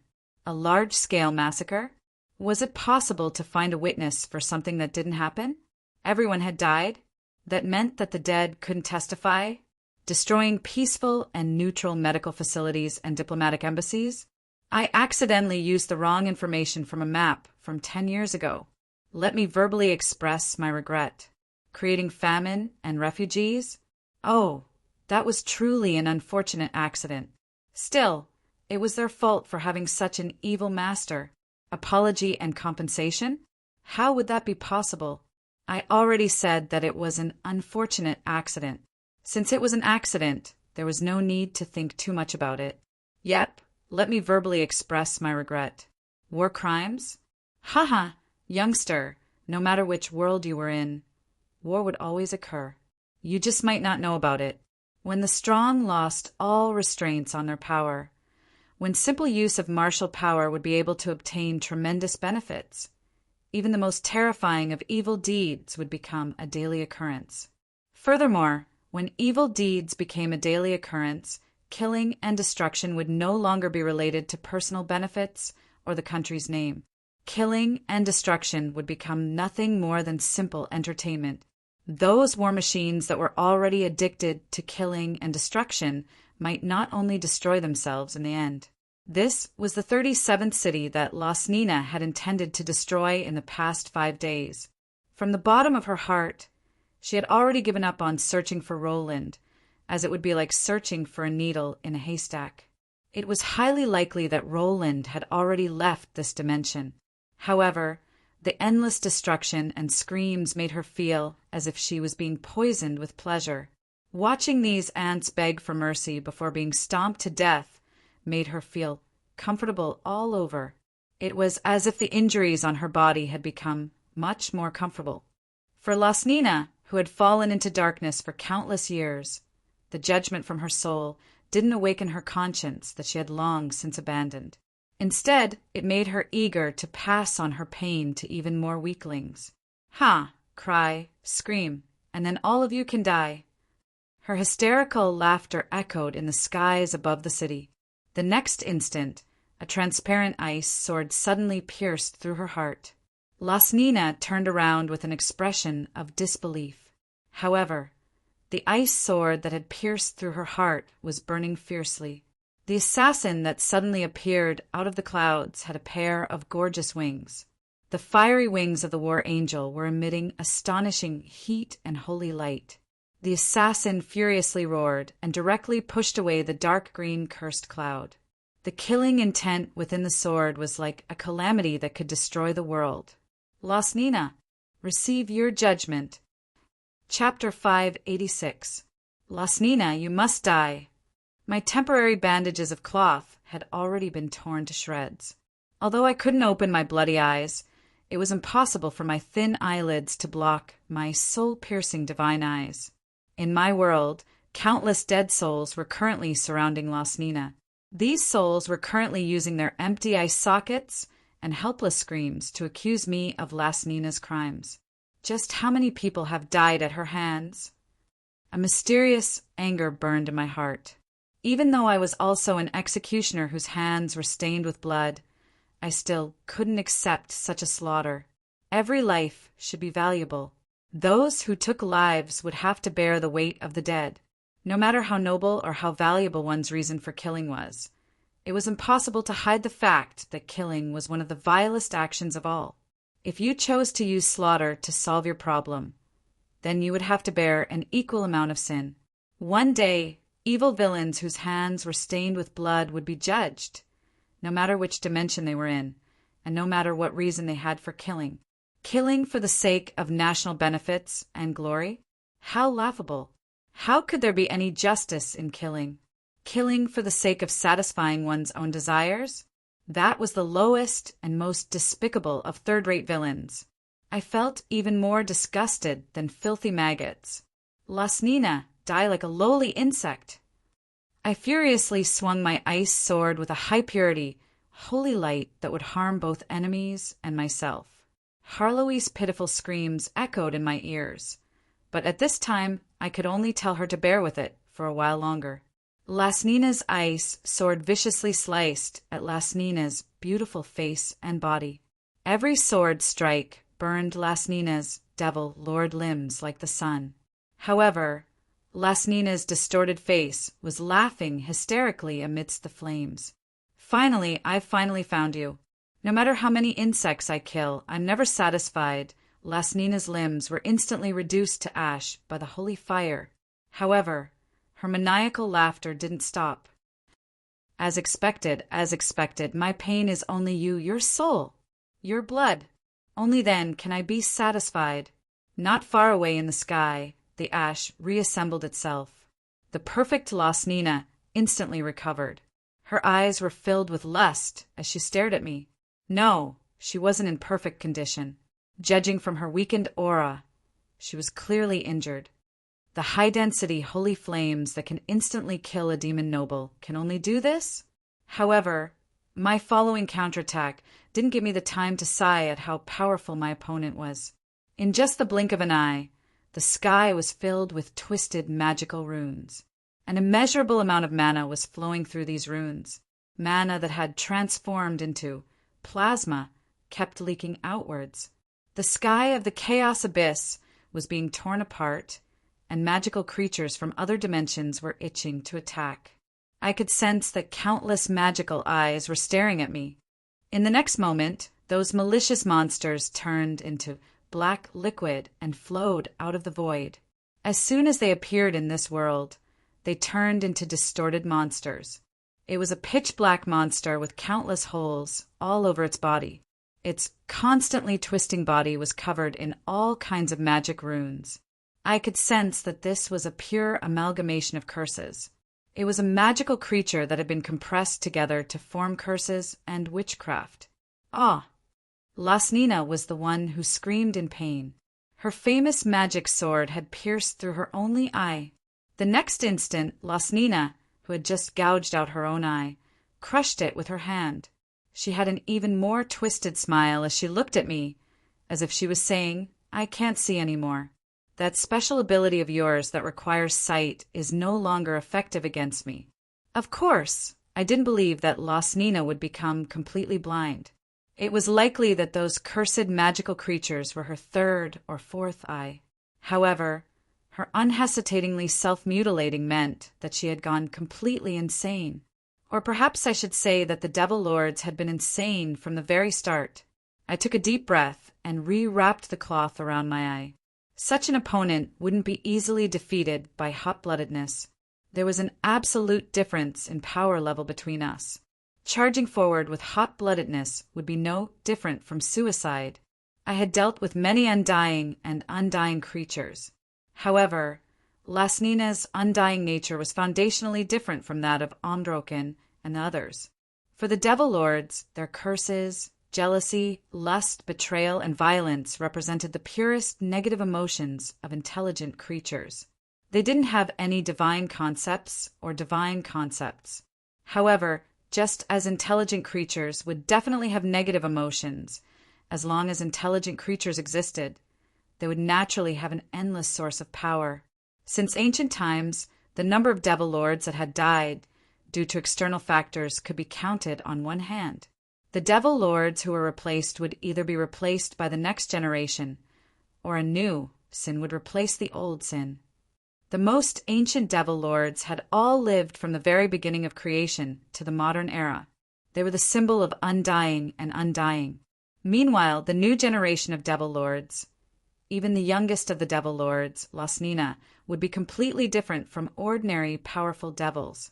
When I created my 7 original sins, I had researched their natures. They weren't as undying and undying as they claimed to be. Only the Creator Goddess was truly undying.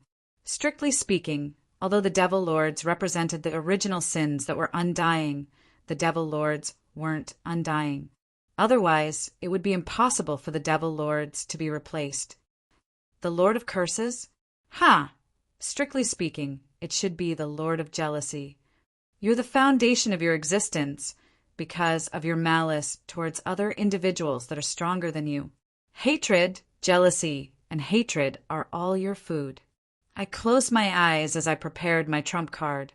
Since I knew that my opponent was likely to be a Devil Lord, of course I would make preparations beforehand. In theory, there were only 2 methods to completely kill a Devil Lord like Lasnina. The first method was to use the normal method of attacking, killing her over and over again. This would cause her to use up all of her power in the process of reviving. Naturally, she would be forced to return to the Devil Lord's original position. During that period of time, the empty position of the Lord of Curses would cause all devils to go insane. If she couldn't quickly awaken, her position might be replaced by another devil. The second method was to use a special attack method to directly attack Lasnina's soul and origin, either destroying or sealing her. This method was even more direct than the first method. The first method would require a power level that surpassed Lasnina's. A main god would probably be enough. The second method would require a power level and special abilities that surpassed Lasnina's. Both methods would be incredibly difficult. Otherwise, I wouldn't have immediately used my trump card, Stare of the Hell God. The Stare of the Hell God was a direct attack on the soul. This was a dimensional attack that involved karma and fate. If Lasnina hadn't been able to withstand the Stare of the Hell God, I would have been able to directly replace her with another Lord of Curses. Currently, it would be impossible for me to forcefully kill Lasnina. All I did was ask her to go home and sleep, which was really displeasing. Since I intended to completely kill her, I only had one choice, even if I had to pay an uncomfortable price. Conservation, I need your power! Unlike the Mortal Planes Incarnation Wars and Proxy Wars, the Chaos Abyss was a place where high-level existences could use their full power. Whenever the Chaos Abyss main god started fighting, there would naturally be gods that perished, as well as innocent victims. While Roland and Lasnina were engaged in a bitter battle, a Devil Lord and Sailor, who was currently in the 101st and 100th levels of the Chaos Abyss, received news of Roland's arrival. Due to certain unexpected events, Roland's value in the Devil's eyes had increased yet again. 3 of the 5 Devil Lords were sent out at the same time. Even if they lost track of Roland, there were still 2 Devil Lords and 1 Sailor who were still trying to kill him. If high-level existences were about the same power level, their undying abilities, divine kingdoms, armies, and regenerative abilities would all become reinforcements. It would be quite easy for a battle of attrition that could last for 1 or 2 months. The Battle of the Hades had been fought for several years now, with very few exceptions. For example, Emperor Yongya would be impossible to kill without killing his army. This meant that as long as the devils moved quickly, it was theoretically quite possible for them to catch up to Roland. But suddenly, near the entrance to the 101st level, the Lord of Pride appeared in front of him with the exact same face as his target, Roland. The Lord of Pride, Astor, was delighted at first, but then paused for a moment before revealing an expression of shock and despair. Cavendish, why are you here? Compared to 7 years ago, the Chaos Abyss Prince didn't seem to have changed at all. He simply yawned. I'd like to ask you something. This is the demon's territory. You can't even defend your own territory, so why are you here? Could it be that you're plotting something? Chapter 587. Conservation was a powerful undead emperor. She was a genius who had reached the level of main god by herself. She was a rare, unlucky individual. During her battle against Roland, she received inspiration. She used her research results in the field of energy to successfully reach a level that no one had ever reached before. And just as she was about to proudly start her own business, she met Roland again. In that battle, Conservation hadn't even been able to recover to her peak condition, as she hadn't even had the chance to use her ace card. She was severely injured by Roland's shameless tactics. After that, she absorbed the aura of the Hades to recover, which resulted in her being restricted by the laws of the Hades and becoming a part of the Hades. This wasn't Roland's plan at all, nor did he expect that Conservation would instinctively absorb the aura of the Hades after being injured. Natural traps that were born by accident were also the hardest to guard against. Since some things had already happened, one could only admit that they were unlucky. The advantage of intelligent people was that they would rarely waste time on insignificant problems. They would know how to beat around the bush. And as a mage, stupidity was the most unacceptable talent. You wouldn't be able to become a mage if you had low intelligence. Since Conservation was an undead emperor, her intelligence couldn't possibly be lower than 30. She soon accepted the fact that she would never be able to leave this world again. Yep, soon enough, she used several hundred forbidden spells to cleanse this world, confirming that this world was indestructible. She then theoretically confirmed that even if this world was destroyed, she would die with it. She finally calmed down. Roland, you still have the guts to come see me. Of course. Just think about it. It's quite easy to kill me. But if I'm dead, would there still be any reason for this world to exist? As this bug-like world existed, this world would only exist as long as Roland was alive. And as long as this world ceased to exist, then Conservation, who was bound to this world, would meet a theoretically impossible end. All right, judging from the results, Roland had indeed done a wonderful job. But from an ethical standpoint, this seemed like a crime no matter how one looked at it. After Conservation calmed down, Roland began a difficult yet effective negotiation with Conservation. The process went something like, "Kill me if you have the guts. Kill me. Kill me. Haha, you don't dare to kill me, right? You don't dare to kill me, right? Tisk, I'm dead, you're dead, you're dead, I'm still alive and well. Why is this world so beautiful? The weather today is really good. Ahem, that's enough fun. Let's get down to business. Let's start with the rent. Water, electricity, and rent. Are you planning to pay with your body? Or do you want to pay in cash? How does it feel to camp in the wild? I have a mobile villa here, but it's a little expensive. Of course, if you have any daily necessities or luxury goods, I can buy them for you." Perhaps it looked like someone was maliciously trying to increase the number of words.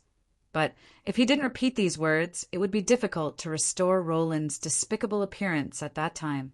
Of course, Roland was angry at being viciously beaten up by Conservation.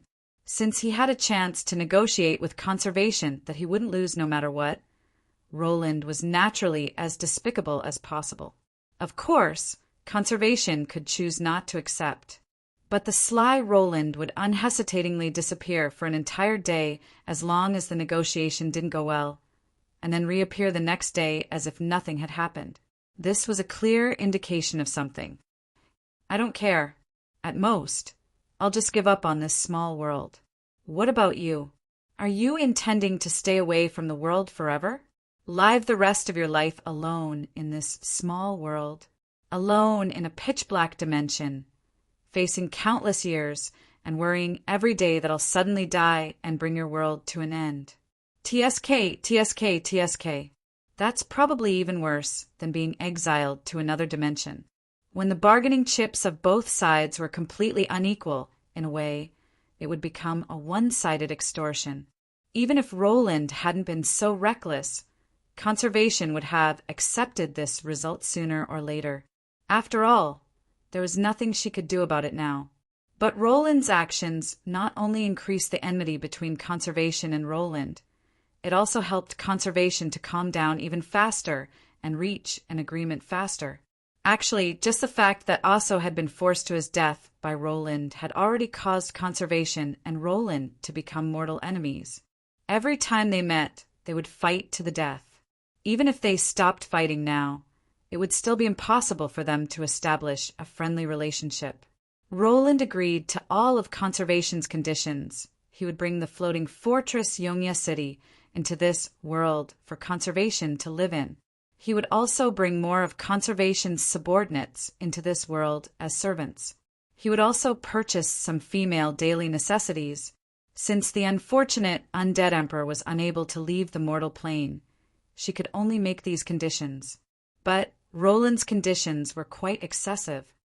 I'll provide you with the research topic and materials. You'll do it yourself, but you'll share all the research results with me. You'll create this world and become its manager. Yep, you'll manage it for me, and you'll help out when necessary. Relax. I don't need a main god like you to help out with any ordinary opponent. And so, Roland now had a personal magical consultant who hated him but absolutely needed to pray for his safety.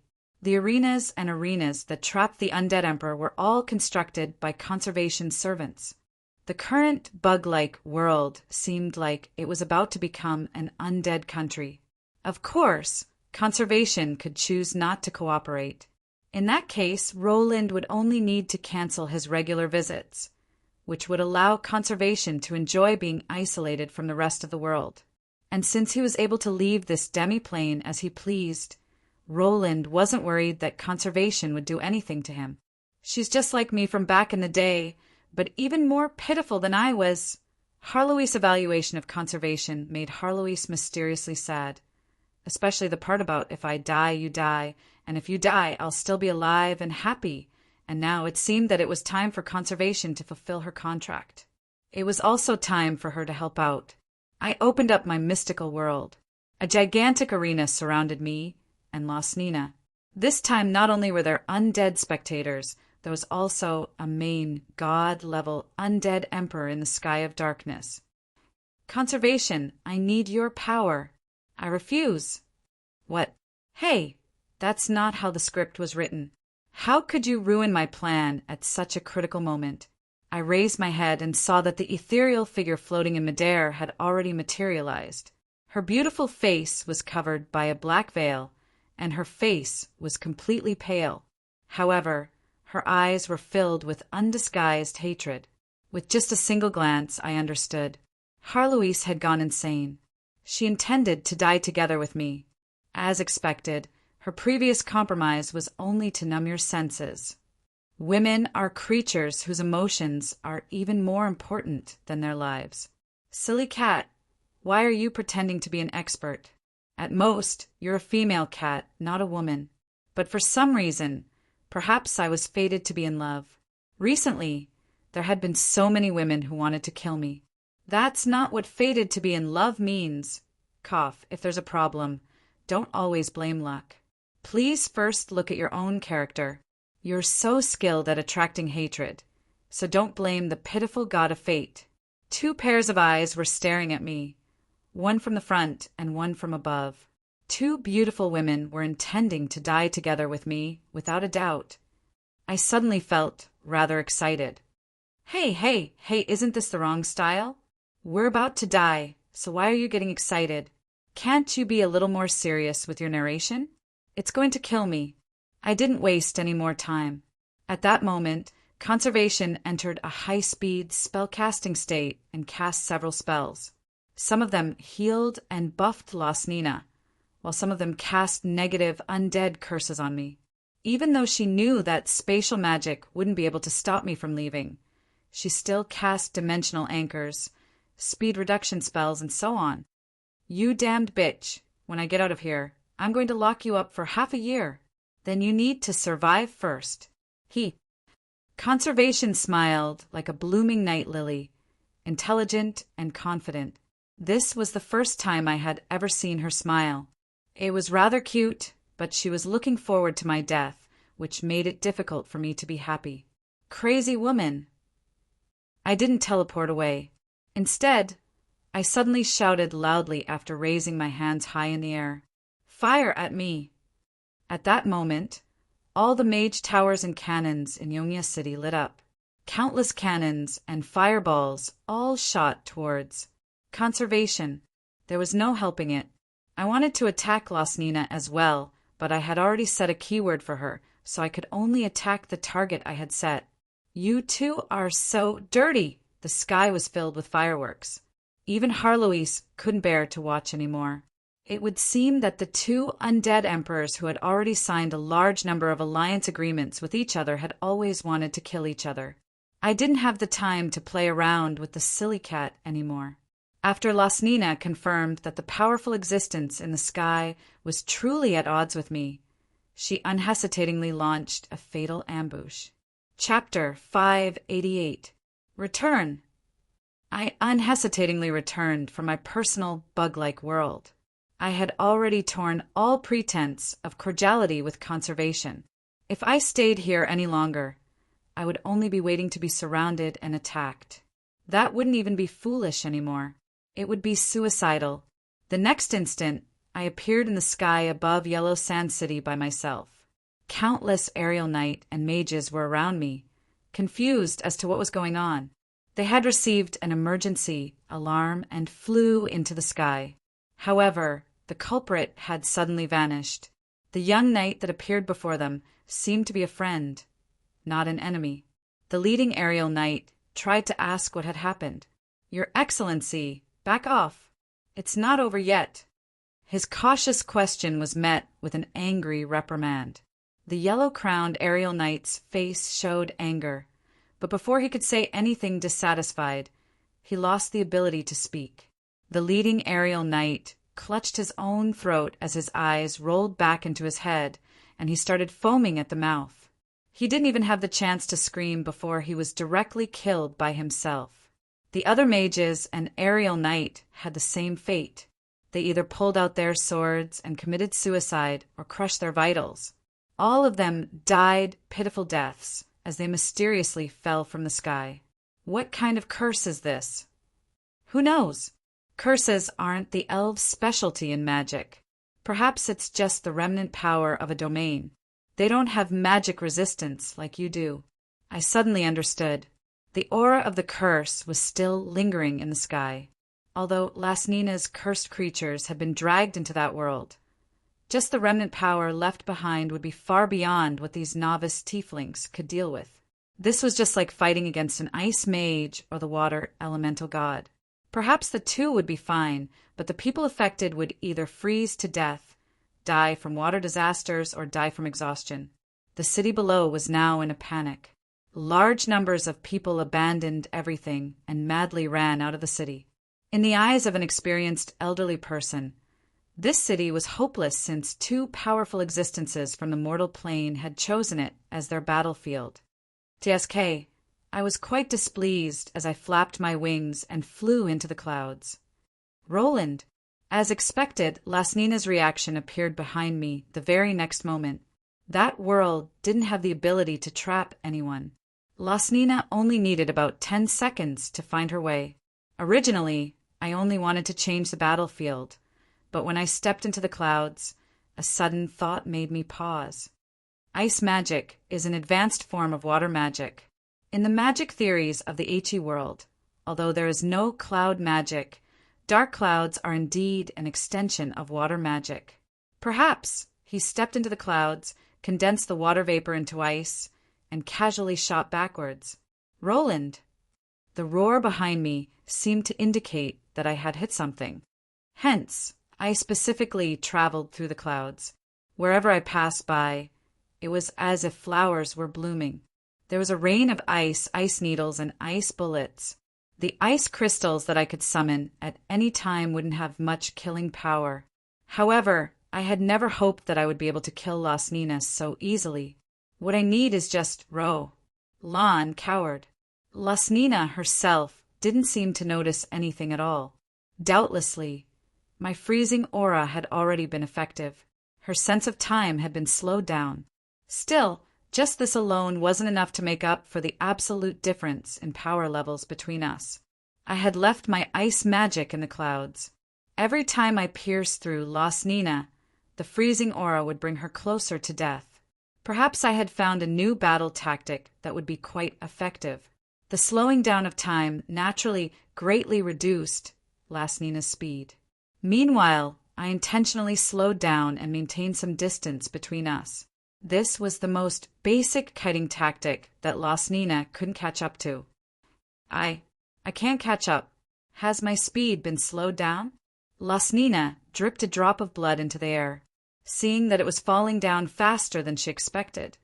She was certain that her sense of time had been slowed down. Her stuttering words were rather comical, but they revealed astonishing information. Did she know about my abilities? That was impossible. My combat characteristics and abilities were all top secret. Anyone who had ever seen my freezing aura should be dead. No, there were still some who were alive and well. Conservation. There was no need to think too much about it. Even though I hadn't revealed my abilities yet, I had already revealed many of my abilities during my 2 fights against Conservation. The loss of information put me on the defensive. My plan to set up a trap to kill Las Nina was now ruined. Las Nina now had the initiative. What would Las Nina do if she knew that her sense of time had been messed up? Would she charge up and attack me? That would be a huge disadvantage. Would she dodge and wait for the effects to wear off? Then I would have long since fled. My senses were constantly locked onto the person following me. At that moment, Las Nina's aura suddenly weakened and vanished without a trace. She then reappeared, but this time she seemed to be much weaker. Suicide? Or did she tear off a part of herself? I couldn't tell. Las Nina seemed to have broken free from the freezing aura's influence. But no matter what, it was always best to keep my distance.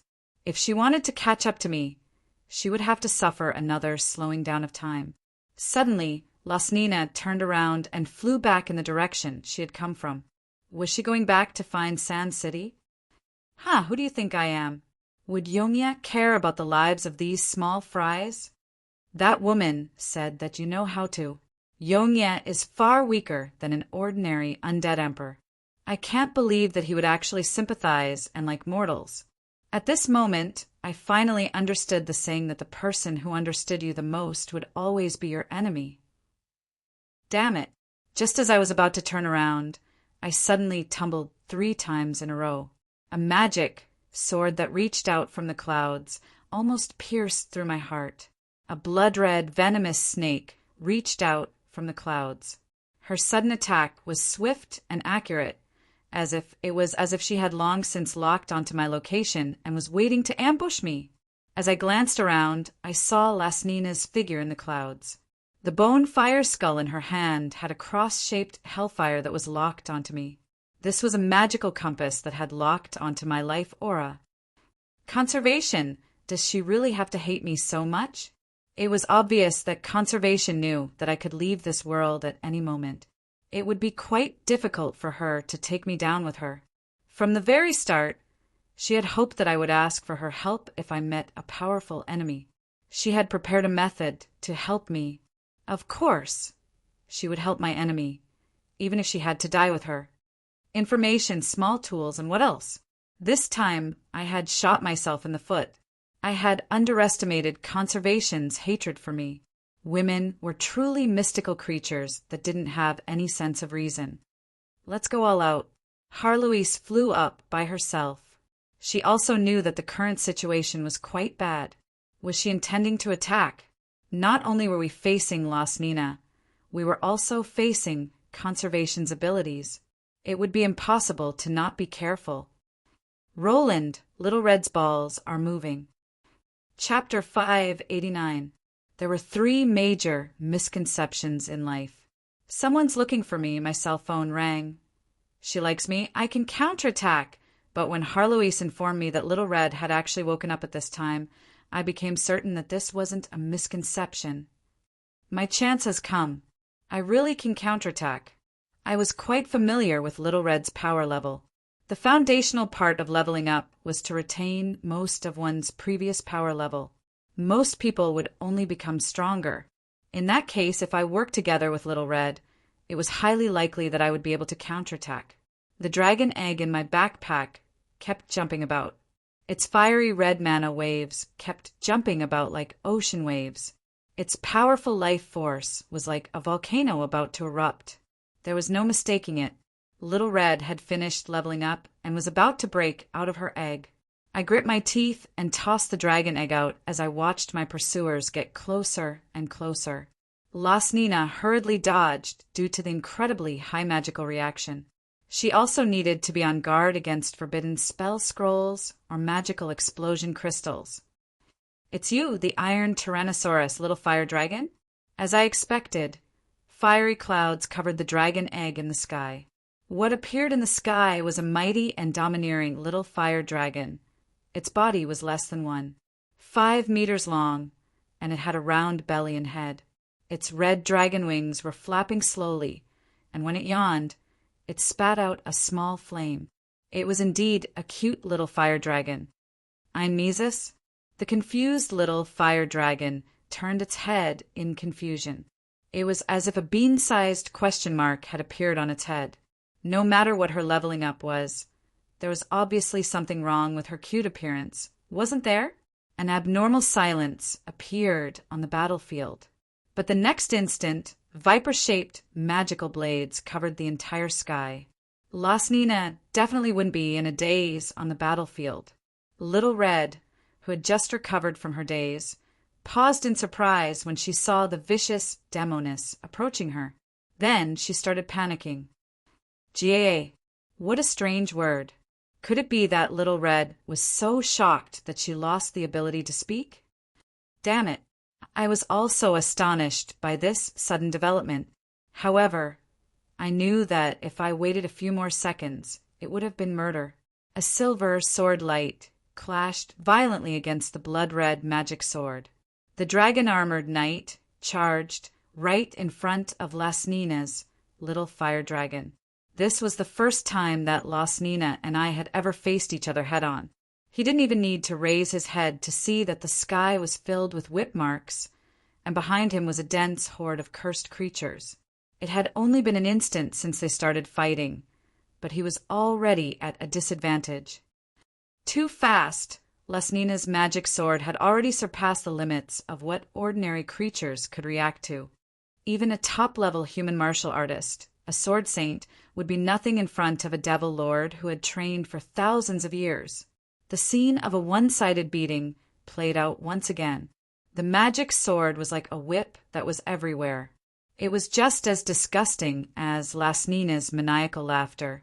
The next moment, an ice wall appeared in front of me. Although it was instantly shattered by the magic sword, it gave me a chance to catch my breath. I didn't have the ability to forcefully cast a spell while being attacked by a devil lord. Red fireballs, black gravity bombs, and snow-white ice bombs. In that instant, the entire sky was filled with all kinds of offensive spells.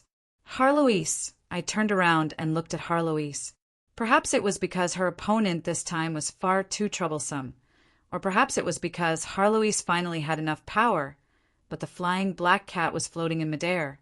The several dozen magic arrays behind her kept spitting out all kinds of magic balls. The black cat with bat wings seemed just like a witch from a Western fairy tale. She was holding a small magic wand in one of her paws and constantly waving it around. She also wore a magical hat and a small cape that buffed her strength. Her other paw kept flashing as she held a silver magical sand. She looked rather comical, but even more so cute. The several dozen magic arrays kept spinning as if they were alive. However, they were actually under the cat's control as they collided with each other and changed. Fireballs, flame explosion, great fire all, fire array, dragon breath, lightning strike, lightning ball, and chain lightning. These magic arrays were all of the same power level, but they were now higher level offensive spells. The most inconceivable part was that these magic arrays actually didn't use up any of her mana at all. Instead, they entered an endless cycle of their own. Harlow's attack helped me regain my senses. The silly cat was now at the myth rank and was no weaker than she had been in the past. When considering her past experiences and age, it was likely that she had already surpassed Little Red. A magical version of a perpetual motion machine? What kind of joke is that? It's just a simple application of the balance of the 4 elements. Stop studying it. It's not like you'll ever be able to learn it in your entire lifetime. Harlois had added even more tricks to the ordinary low-level elemental spells. Just by looking at them, she was able to tell that they were far beyond the ordinary for elements.